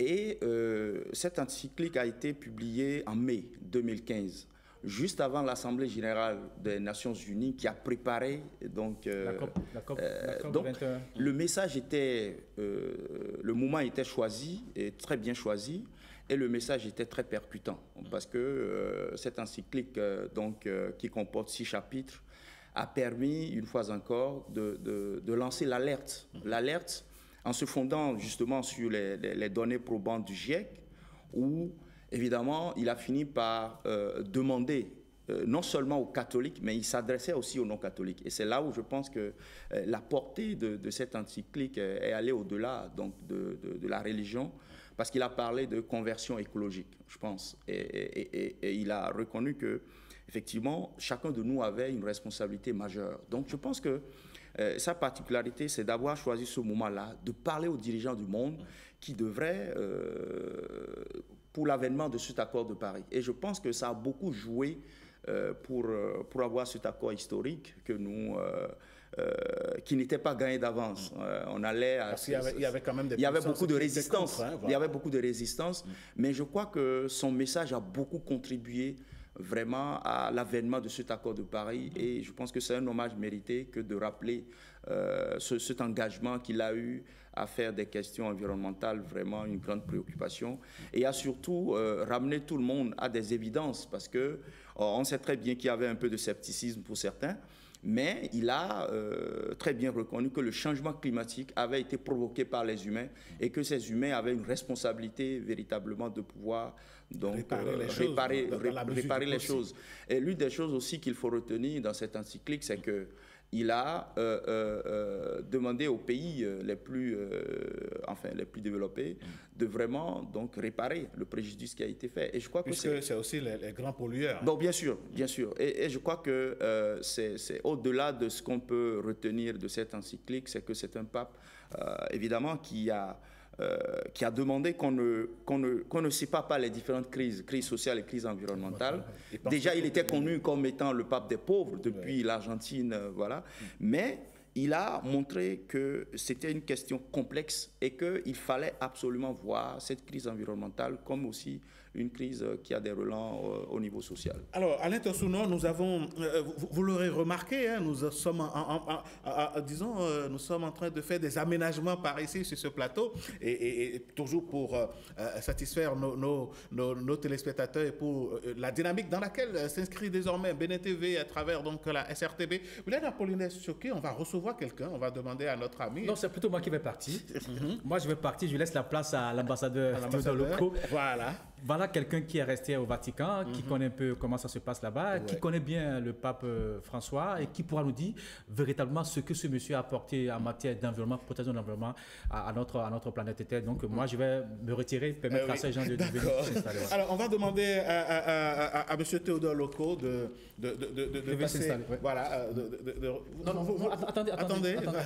Vous l'amenez sur le plateau. Alain Tossouno, en attendant que M. Loco ne nous rejoigne sur le plateau, est-ce que d'autres leaders tels que, à l'image du pape, ne devraient pas se mettre dans la danse de la sauvegarde de l'environnement? Non, je crois que son héritage doit être porté par d'autres leaders, parce qu'on a besoin de ce genre de personnages pour un peu qui font l'unanimité, dont la parole porte, de vraiment continuer à, je dirais, à porter cet héritage-là. Parce que malgré cet accord de Paris qu'on appelait de tous nos voeux, nous n'avons pas eu ce que nous avons souhaité. On voit comment avec les crises en Ukraine, les crises économiques et tout ça, comment les États n'avancent pas sur l'enjeu qui est de diminuer les émissions de gaz à effet de serre. Oui. Donc, on a besoin que cet héritage que laisse le pape François soit porté par d'autres leaders. Ça peut être le nouveau pape qui va venir dans les semaines à venir et tout. Mais on a besoin de ces leaders-là pour continuer à parler à l'humanité parce que je crois que c'est important que la question écologique ne soit pas seulement vue sur le plan donc, des enjeux économiques et sociaux, mais sur le plan spirituel. D'accord. Aussi, on a besoin que le spirituel vienne nous parler pour que nous puissions donc davantage être conscients de la nécessité de toujours continuer à, comme il l'a dit, sauvegarder la maison commune. D'accord. Et justement, nous aussi, on a décidé de sauvegarder notre maison commune, notre famille à nous ici. Et c'est pour ça que, M. Tossono, vous allez céder votre place à M. Patrice Sagbo, qui va nous rejoindre sur ce plateau pour que nous puissions... non, monsieur Sagbo, vous allez revenir par ici, voilà, pour prendre la place de monsieur Tossono. On va continuer le débat. Mais monsieur Théodore Loko, bonjour et bienvenue. Bonjour. Merci d'avoir accepté notre invitation. Je vous remercie de m'avoir invité. C'est nous qui sommes honorés. Vous êtes l'ancien ambassadeur du Bénin auprès du Vatican. J'ai été le premier résident près du Saint-Siège. Avant moi, il y avait des ambassadeurs, mais à partir de Bruxelles. Okay. Une fois à partir de l'Allemagne, après à partir de la Belgique. C'est ça. Et j'étais le premier résident à Rome. Alors, et donc, on peut dire que vous avez été au couvent, au Vatican. Non, pas le couvent. Une façon de parler. L'église est ouverte. Hein. Voilà. Alors, le combat du pape François pour la sauvegarde de l'environnement, vous le comprenez? Il faut avouer que moi, c'est surtout la problématique que j'aimerais rappeler. Vous savez, quand on parle d'environnement aujourd'hui, la télévision, la radio, on sent la crise. Oui. Bien. Mais dans ce contexte-là, étant donné la nature transnationale, face à la nature transnationale du problème, les États ont rapidement mis en place la coopération internationale. Oui. Vous savez, dans les relations internationales, c'est très compliqué. Quand un État a un intérêt à faire seul, il fait seul. Mais quand il ne peut pas, il fait avec les autres. Oui. Mais en cette matière, tout le monde apprend parce que c'est nouveau. C'est bien nouveau. Et puis, vous allez constater, il y a des conventions internationales qui ont été signées. On parle du sommet de la Terre, protocole de Kyoto. Et il y a même les institutions qui ont été mises en place. Il y a le programme des Nations Unies pour l'environnement. Oui. Aux Nations Unies, aujourd'hui, on parle de 2030, objectif du développement durable. Je pense sous le contrôle de mon doyen, M. Sagbo. Mais avec tout ça, les États apprennent en même temps. Ils ont des problèmes qu'ils essaient de résoudre en coopération. Mais en même temps, quand ils reviennent chez eux, le problème c'est quoi? Quand ils reviennent chez eux, tout dépend de leurs ressources, de leurs institutions, de leur politique nationale. Il y en a qui n'ont pas suffisamment de moyens, et il y en a qui ont intérêt à continuer de s'industrialiser, même si ça gâte l'environnement, ça ne leur dit rien. Vous voyez, il y a ces deux comportements. Et c'est dans ce contexte-là que l'Église croit devoir avoir un rôle prophétique et éducatif dans la prise de conscience. Un rôle de conciliateur? Non, c'est-à-dire le rôle, c'est un rôle prophétique. On annonce ce qui se passe, ce qui est mauvais. D'accord. Comme le disait Alain tout à l'heure, un rôle spirituel. Spirituel, oui. On parle du spirituel, mais avant ça, comment faire pour que tout le monde ait conscience de la chose? Mais alors, ce pape-là, la chance qu'il avait, c'est le contexte, quoi. Il arrive, puis déjà il choisit un nom, François, qui c'est en 1979 que Jean-Paul II a proclamé François le patron de l'écologie. Oui. Et puis en même temps, en 2013, mais il y a l'évangile qui arrive. Le pape son premier texte, la joie de l'évangile, c'est quand même manifeste programmatique. Quand vous lisez ça, il s'inspire de la vie de François. On sent ça venir. Mais pour finir, vous voyez, quand vous regardez le temps, l'encyclique est sortie, a été publiée en mai 2015. Oui. Bien. En décembre 2015... 2 ans après son arrivée. Et après son arrivée, après 2 ans après son arrivée, mais juste après, il y a... la COP 2016. Et puis, mais dans ce laps de temps, il y a le rapport, on n'en parle pas souvent, le 5e rapport du groupe intergouvernemental sur le climat, c'était 2014-2015. Et puis, ça signifie quoi? L'encyclique du pape François est devenu comme un retentissement mondial de la crise. Et là, ça fait le lien entre foi et raison. La science, le groupe intergouvernemental, c'est des experts. Oui.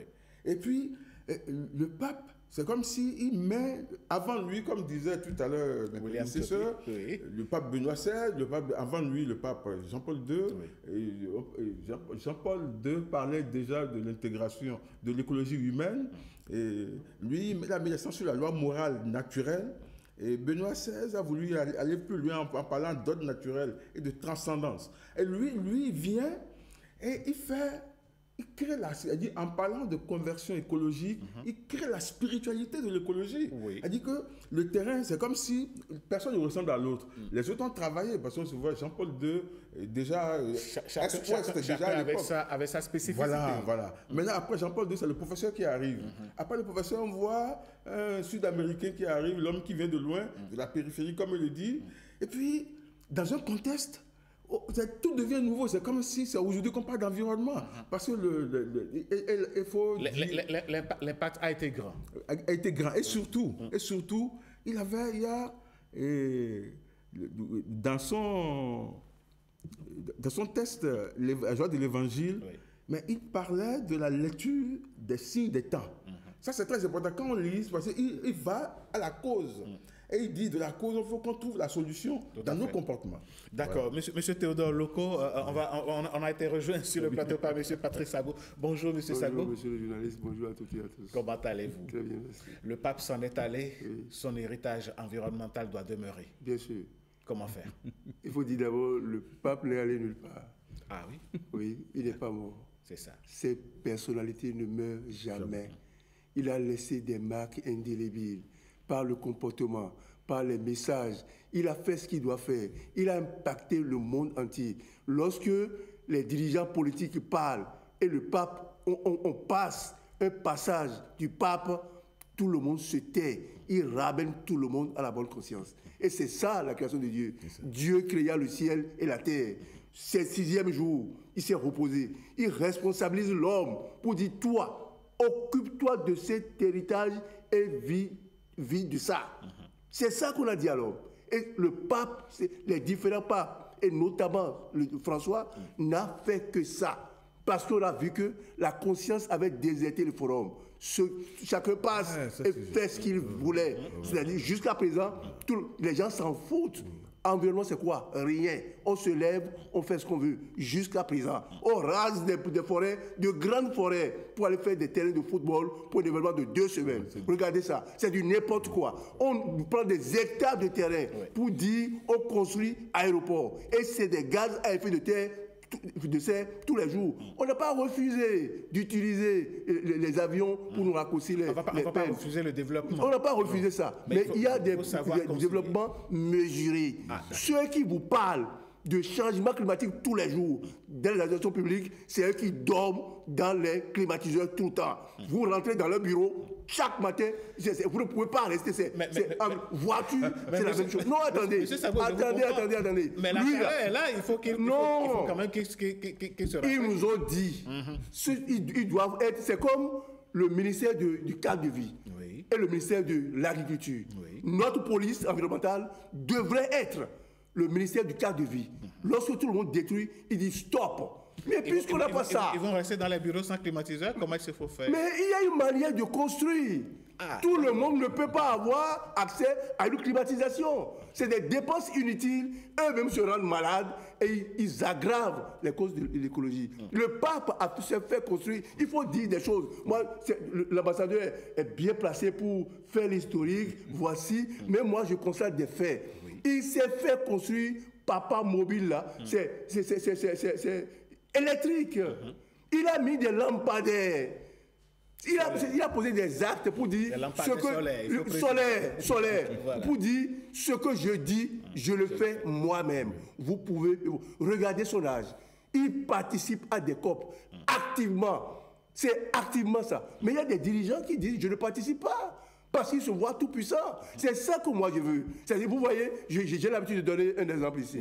Wad Bon, on va dire quelque chose pour dire, oui, voilà, politique, le plan politique. Mais lorsque vous allez aux îles de Gorée, là, vous voyez quoi là-bas? Il n'y a rien d'extraordinaire. Lui, il dit, île de Gorée, c'est géant, c'est grand, c'est bien pour moi. Et il demande, on lui a mis à disposition des bateaux, et tu peux aller là-bas. Mais là, lorsque tu vas là-bas, là, c'est pour voir seulement un Sénégalais qui vous parle, qui vous séduit, qui parle du Sénégal, il parle de l'Afrique. Et debout là. Il a mis l'accent sur le tourisme mémoriel. Je vous assure. Et vous êtes ici, vous êtes glacé sur terre. Et ce que vous avez dépensé pour venir là, vous oubliez ça immédiatement. Vous avez vu, il y a un monument qu'on appelle monument de souvenir. Oui. Allez à Dakar pour voir ça. C'est la fin de Dakar, c'est le point final de Dakar. Vous montez là, vous avez envie, c'est comme si on est déjà au ciel. C'est des actes comme ça que nous voulons que nos dirigeants nous posent. Et le respect, lorsque vous avez un cadre de vie qui n'est pas respecté, vous-même, vous vous portez mal. Et c'est ce message que le pape a voulu nous transmettre. Et malheureusement, regardez tout ce travail, toute sa contribution pour l'accord de Paris. Il a fallu un pays pour dire on ne l'applique pas. Et voici là où nous en sommes aujourd'hui. Alors, aujourd'hui, je reste avec vous, Monsieur Sago. Comment est-ce qu'il faut pérenniser l'héritage, entre griffes, écologique, je dirais, l'appel prophétique écologique du pape François? Il faut dire, cet appel n'est plus pour le pape. Cet héritage nous est laissé. Ce travail nous est laissé. C'est pour ça qu'il faut remercier l'Église catholique qui a créé, comment on appelle ça, un truc vert là. Église verte. Programme Église verte. Ils sont dans la dynamique. Ils n'ont pas attendu la mort du pape avant de créer cette dynamique. Ils se sont appropriés. Exactement. Et lorsque vous allez sur n'importe quel site d'une église catholique, vous remarquez la vie environnementale. Oui, la conversion. Ça se remarque. Donc il faut maintenant que ce ne soit plus l'affaire des prêtres, que ça soit l'affaire de chaque chrétien. Des fidèles. L'affaire de chaque chrétien. Ensuite, musulman doit savoir que c'est Dieu qui a parlé. Ce n'est pas le pape qui a parlé. Parce que Dieu n'a créé aucune église.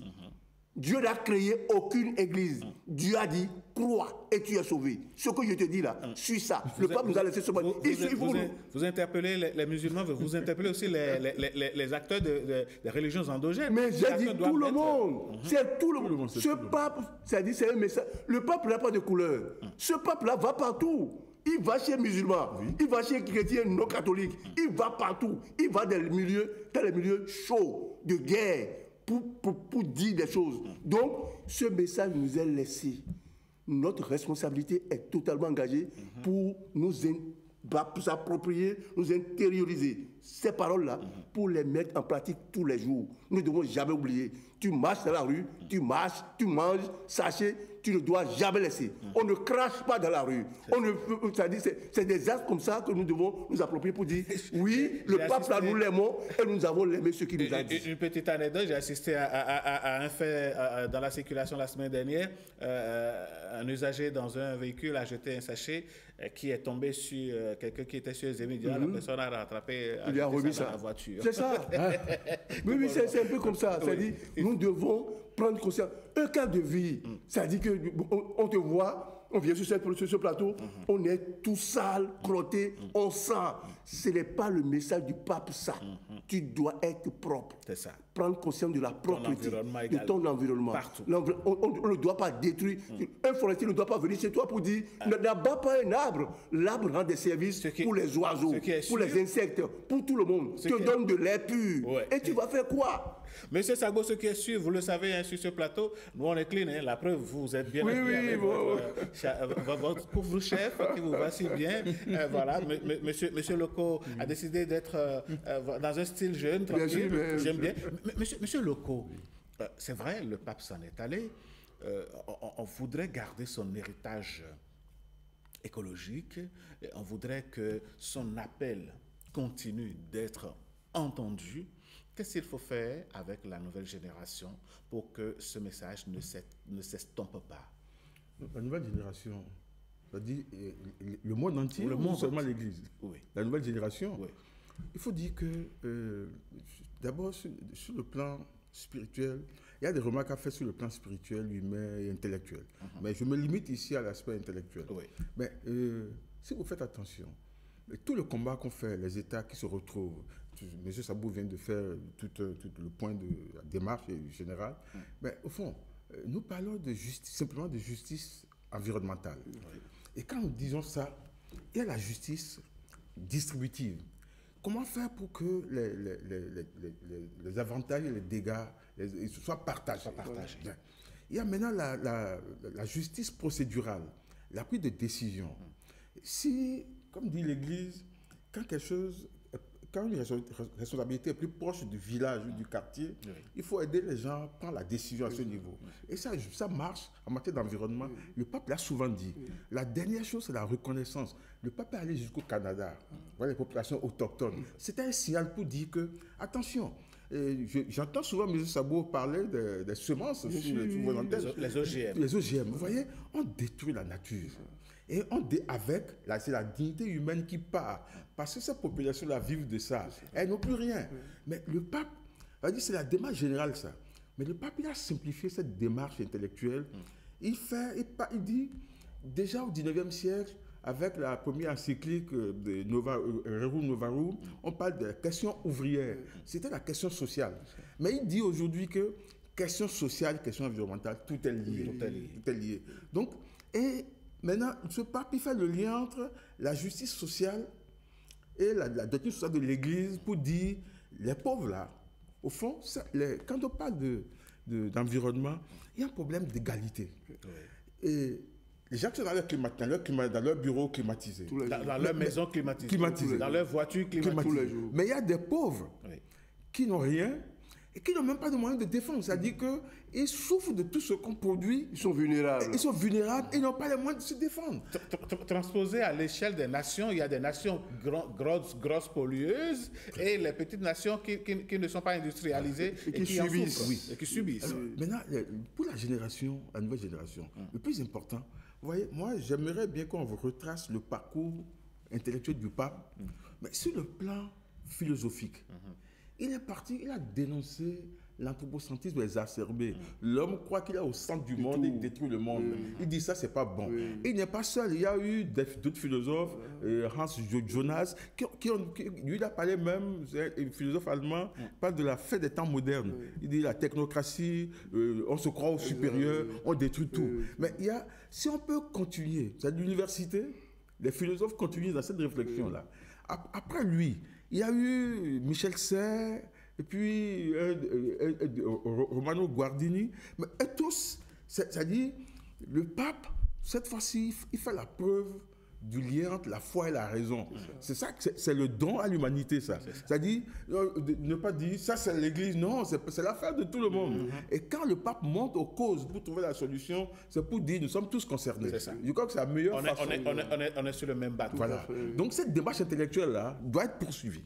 Okay. Voilà. D'accord. Merci beaucoup, Monsieur Théodore Loco. Je rappelle que vous êtes ancien, pour nous c'est ancien ambassadeur, résident à Rome. Merci de venir faire ce témoignage avec nous sur ce plateau. Monsieur Sabou, on vous remercie également. En attendant d'accueillir tout à l'heure Maurice Tantan, puisque nous avons posé la question aux Béninois, aux internautes, à nos amis, de savoir, quand on vit à Cotonou, ou quand on vit dans les grosses agglomérations du Bénin, comment est-ce que l'on pourrait faire, par exemple, du jardinage domestique pour pouvoir manger bio et sain? Parce qu'on ne peut pas tout acheter au marché, il faut continuer, il faut commencer par cultiver de petites habitudes, de cultiver chez soi ce qu'on mange, un petit piment. Il faut parler des cases de maison. Les cases qui sont derrière les maisons. Ce n'est pas inventé. On en avait dans les villages. Moi, ma maman me disait, va derrière là, cueille-moi du piment, amène-moi quelques feuilles de goussi, de ceci. Derrière. Au village, quand on construisait, on avait toujours une arrière-cour. Il n'y a pas construit, c'est-à-dire c'est le mur rouge là. C'est le mur rouge là, bien les pailles là, derrière là. On dit, tu as le palu, va derrière là. Il faut amener Tchaïou, amener ceci, et on va préparer immédiatement. Ça commence par là. C'est ça. Et moi, je ne sais pas. Lorsqu'on dit tout est moderne. Oui, aujourd'hui, on est moderne. Moderne, là, efface ta culture. Moderne, efface ton identité. Et moderne, efface ton mode de vie. Et tu en es fier. Et tu vas copier pour les autres. Et tu n'as même pas les moyens pour faire ça. C'est dingue. Excusez-moi, ce n'est pas digne, quoi. On perd la dignité. On perd soi-même. Il a parlé des peuples autochtones. Oui. Les peuples autochtones, je vous assure, c'est une minorité mondiale. Personne ne les touche. Ils sont radicaux, jaloux de tout ce qui est connaissance, pratique, savoir traditionnel. Et la communauté internationale a été obligée de leur reconnaître beaucoup de droits. Et ils l'enseignent à leurs enfants. Le bébé qui est dans le ventre, on lui parle et ils défendent ça. Ce n'est pas l'école du blanc, c'est leur école, c'est ça. Ici, c'est leur réalité. C'est leur réalité. Ici, nous avons tout rejeté au nom du modernisme. Et le colonialisme nous a détruit, a détruit le mode de vie, nos valeurs, notre identité. Aujourd'hui, on est comme chauve-souris. Est-ce que nous sommes de la maison ou bien nous sommes dehors? Nous sommes ici sur ce plateau justement avec vous, M. Sagbo, et nous travaillons avec toute l'équipe de Saint-Sucède matin à cultiver d'ailleurs nous-mêmes. Oui, on vous félicite. C'est-à-dire que le fait même de réveiller, de nous faire revenir l'image de ce peuple-là qui est venu, qui a visité 10 pays africains en 12 ans, mais infatigable. Regardez, le jour même de Pâques, là, malgré sa fatigue, il est rentré dans le Papa Mobile, il a fait ce qu'il doit faire, ce on fait normalement, il a tout fait. On fait du chocolat, tout. Ça veut dire, il dit, je suis venu pour ça, je le fais jusqu'au dernier degré. Et je m'en vais. C'est ça qu'il a fait. C'est ce qu'il écrit correspond à sa vie. C'est tout. Il vit comme... Oui. C'est pas... Ne faites pas ce que... Faites ce que je dis, ne faites pas ce que je fais. Voilà. Mais lui, il écrit ça... Et il fait. Et il le pratique. C'est ça. Il le pratique. Voilà. Et même pour son enterrement, c'est clair, il va être enterré simplement... Oui. Voilà, en toute modestie. Oui, mais c'est ça la vie, non? C'est-à-dire le corps même là, c'est de la terre. La terre retourne à la terre. L'âme retourne à Dieu. C'est comme ça. Et ils vivent le plus simplement possible. Moi, c'est des valeurs que nous voyons. Et les prêtres catholiques là, moi, je voudrais leur lancer un appel quoi, très modestement. Ils le font déjà. Lorsque nous allons dans un pays là, le peuple qui écoute le mieux la parole de Dieu, c'est ce qui vient de la bouche du prêtre. Ils ont une grande responsabilité à travers leur prêche, à mettre l'accent sur le comportement de ce pape-là. Il a été à l'université, c'est grand docteur, tout ça. Il n'a pas refusé lui-même. C'est source. Il n'a pas refusé. Il ne s'est pas renié. Voilà. Donc c'est ce que nous demandons aux jeunes d'aujourd'hui. Il dit des choses simples. C'est ça. Les enfants, attention. Il dit même aux parents, apprenez à vos enfants de se contenter des choses simples. Pas forcément des choses chères. Non. Voilà la sobriété. Oui, c'est ça. Les bonnes choses parfois sont dans la simplicité. Et ce que nous allons faire, M. Sagbo, on va demander à Maurice Tantan de prendre votre siège. Merci beaucoup. Si vous le permettez. Merci. D'accord. On vous félicite aussi. C'est moi. Et Maurice va nous faire le point des analyses de nos internautes. Exact. Parce que certainement parmi eux, il y en a qui à la maison ont un petit jardin, une arrière-cour où on cultive de petites choses. Comment est-ce que même dans un environnement de béton et toujours encore de plus en plus bétonné, on peut faire du jardinage de Avant de quitter, moi je veux le dire, c'est pas certainement tout le monde devrait l'avoir. Que tu habites Cotonou sur 5 étages, il est possible pour toi de mettre quelque chose en haut. C'est possible. Tu es n'importe où. Tu dois le faire. C'est indispensable. On nous a montré récemment à la télévision ici une école qui a... Razoumé, c'est la dame Razoumé. Tout à fait. Ah oui, là, monsieur Leco nous suit vraiment. Maurice Tantan, venez, voilà, vous allez prendre le siège de monsieur Sagbo. Mon cher Maurice, bonjour et merci pour le travail énorme que vous faites de collecter donc les avis de nos amis internautes. Amis internautes, dont vous remercie également parce que cet espace-là, cette rubrique, c'est la vôtre et vous l'animez très bien d'ailleurs. Maurice Tantan, bonjour. Bonjour Alain Sochouben, bonjour à tous, bonjour à toutes donc évidemment. Les amis internautes ont réagi à la question du jour de ce mardi matin sur Bonjour le Bénin. Vous l'avez rappelé il y a un instant, cette question du jour. On a demandé aux internautes, aux fidèles téléspectateurs, comment réussit le jardinage domestique en milieu urbain pour pouvoir continuer à manger bio et sain. Je dois avouer que c'est une interrogation qui n'a pas mobilisé grand monde sur la toile. Évidemment, c'est une question technique et Tout comme à vous fait. l'avez dit, on a de On dirait une question pointue. Voilà.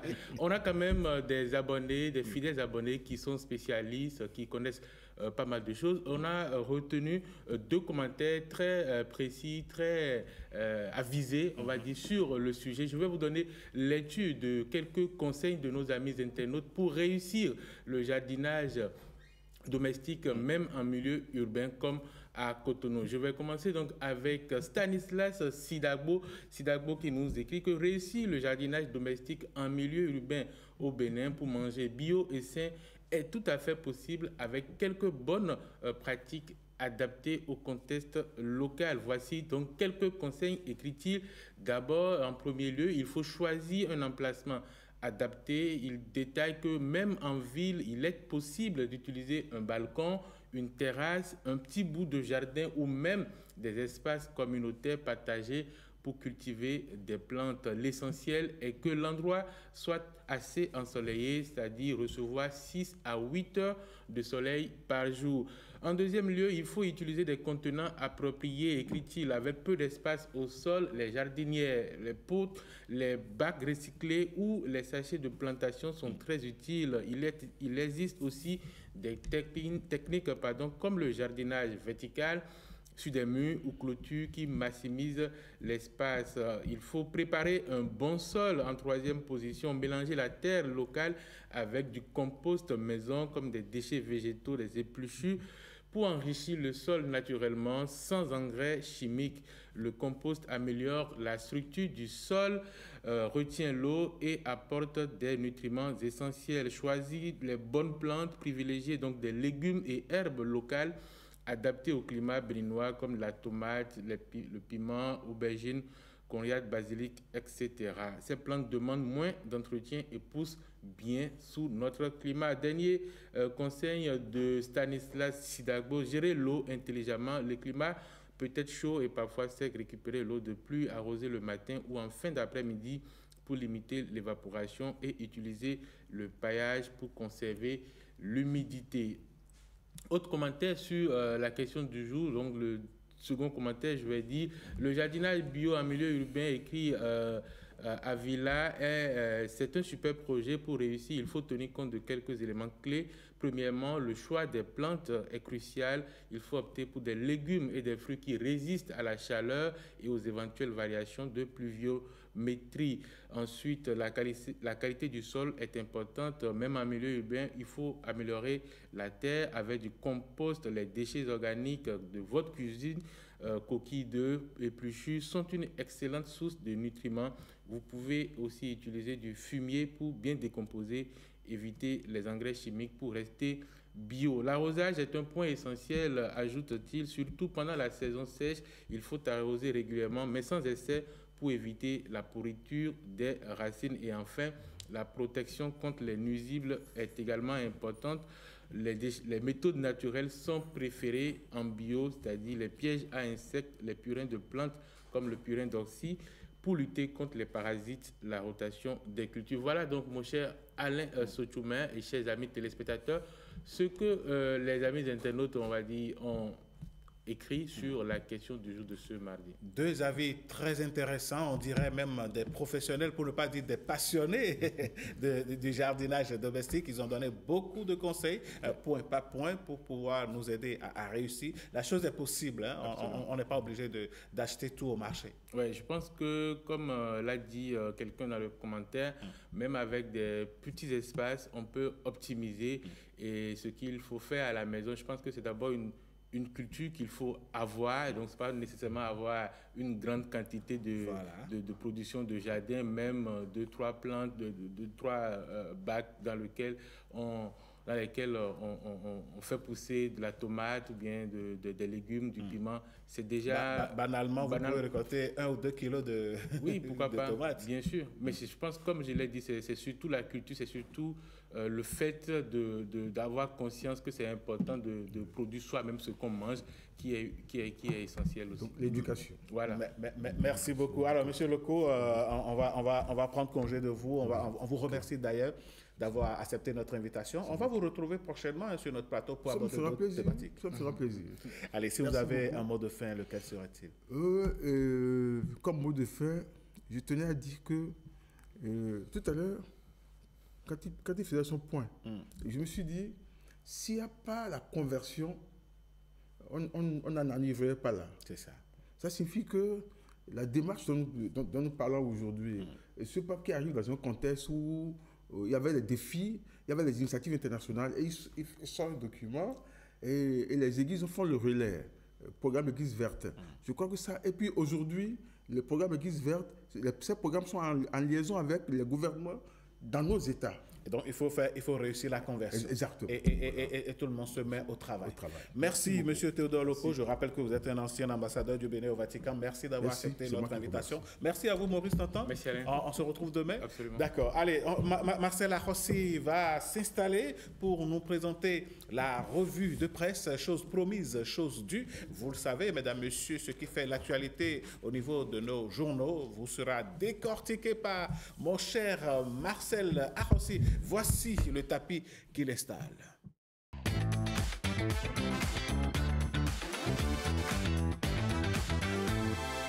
Marcel Arrossi, à nouveau, bonjour. Bonjour de nouveau, bonjour à tous. À la une, le décès du pape François. L'annonce du décès du pape François survenu ce lundi 21 avril 2025 a provoqué une onde de choc à travers le monde catholique. Dans les médias béninois et internationaux, les hommages affluent, les analyses s'affinent, les interrogations se multiplient. Fraternité s'ouvre sur une émotion partagée, une lumière éteinte, titre Le Quotidien qui rapporte les sentiments mêlés de tristesse et de gratitude des fidèles béninois. Le journal met en avant une symbolique forte, la mort du pape le lundi de Pâques. Des catholiques interrogés y voient un message spirituel, une coïncidence divine qui illustre selon eux l'entrée du pontife dans la sainteté. Fraternité recueille des témoignages poignant et souligne les réformes marquantes de celui qui, dès 2013, a engagé l'Église sur la voie d'une plus grande inclusion et d'une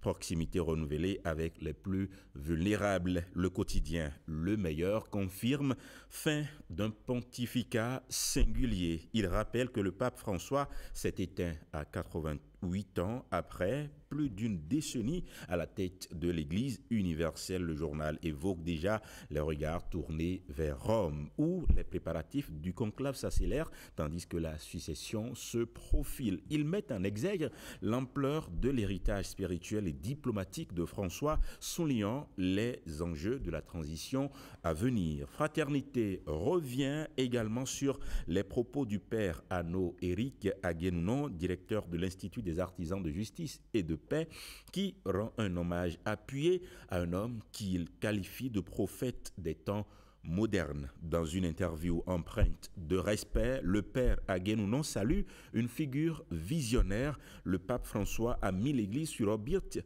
pour le futur, affirme-t-il. Il insiste sur les réformes profondes initiées par le pontife, notamment la synodalité, la décentralisation du pouvoir au sein de l'Église et la systématisation de la doctrine sociale tournée vers les périphéries. Pour lui, François n'a pas gouverné pour son temps, mais pour l'Église de demain. Enfin, Le Monde signale que les cardinaux sont attendus dès ce jour à Rome. Le quotidien français précise que les obsèques du pape devraient se tenir entre vendredi et dimanche, conformément à la constitution apostolique. Avant d'entrer en conclave, les prélats devront faire donc le point sur les défis majeurs de l'Église contemporaine: crise des vocations, montée des intégrismes, dialogue interreligieux et justice sociale. L'heure est à la prière, à l'introspection, mais aussi à l'espérance. Le pape François, par son style audacieux, son langage de vérité et ses choix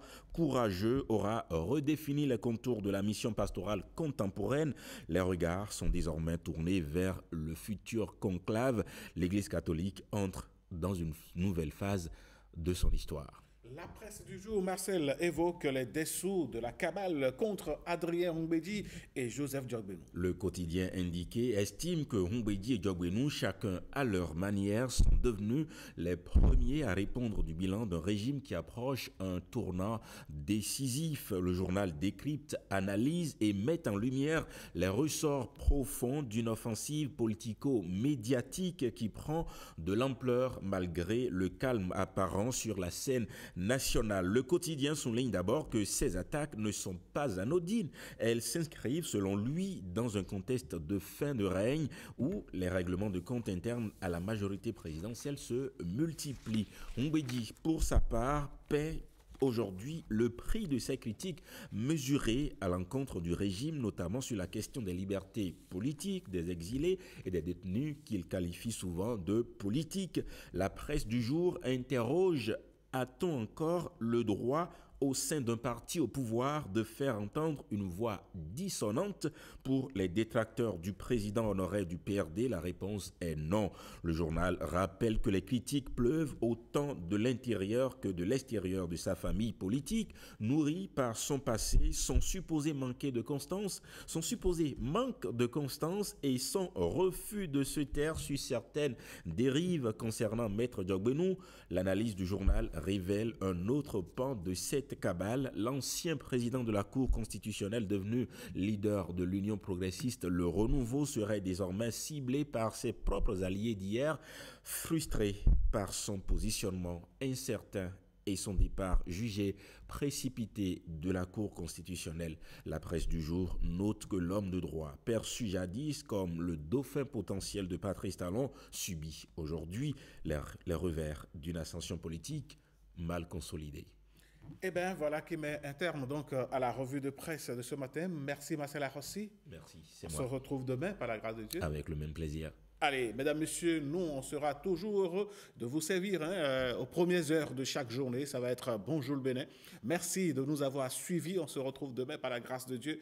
Portez-vous bien et surtout, prenez du plaisir à suivre les programmes de Bénin TV.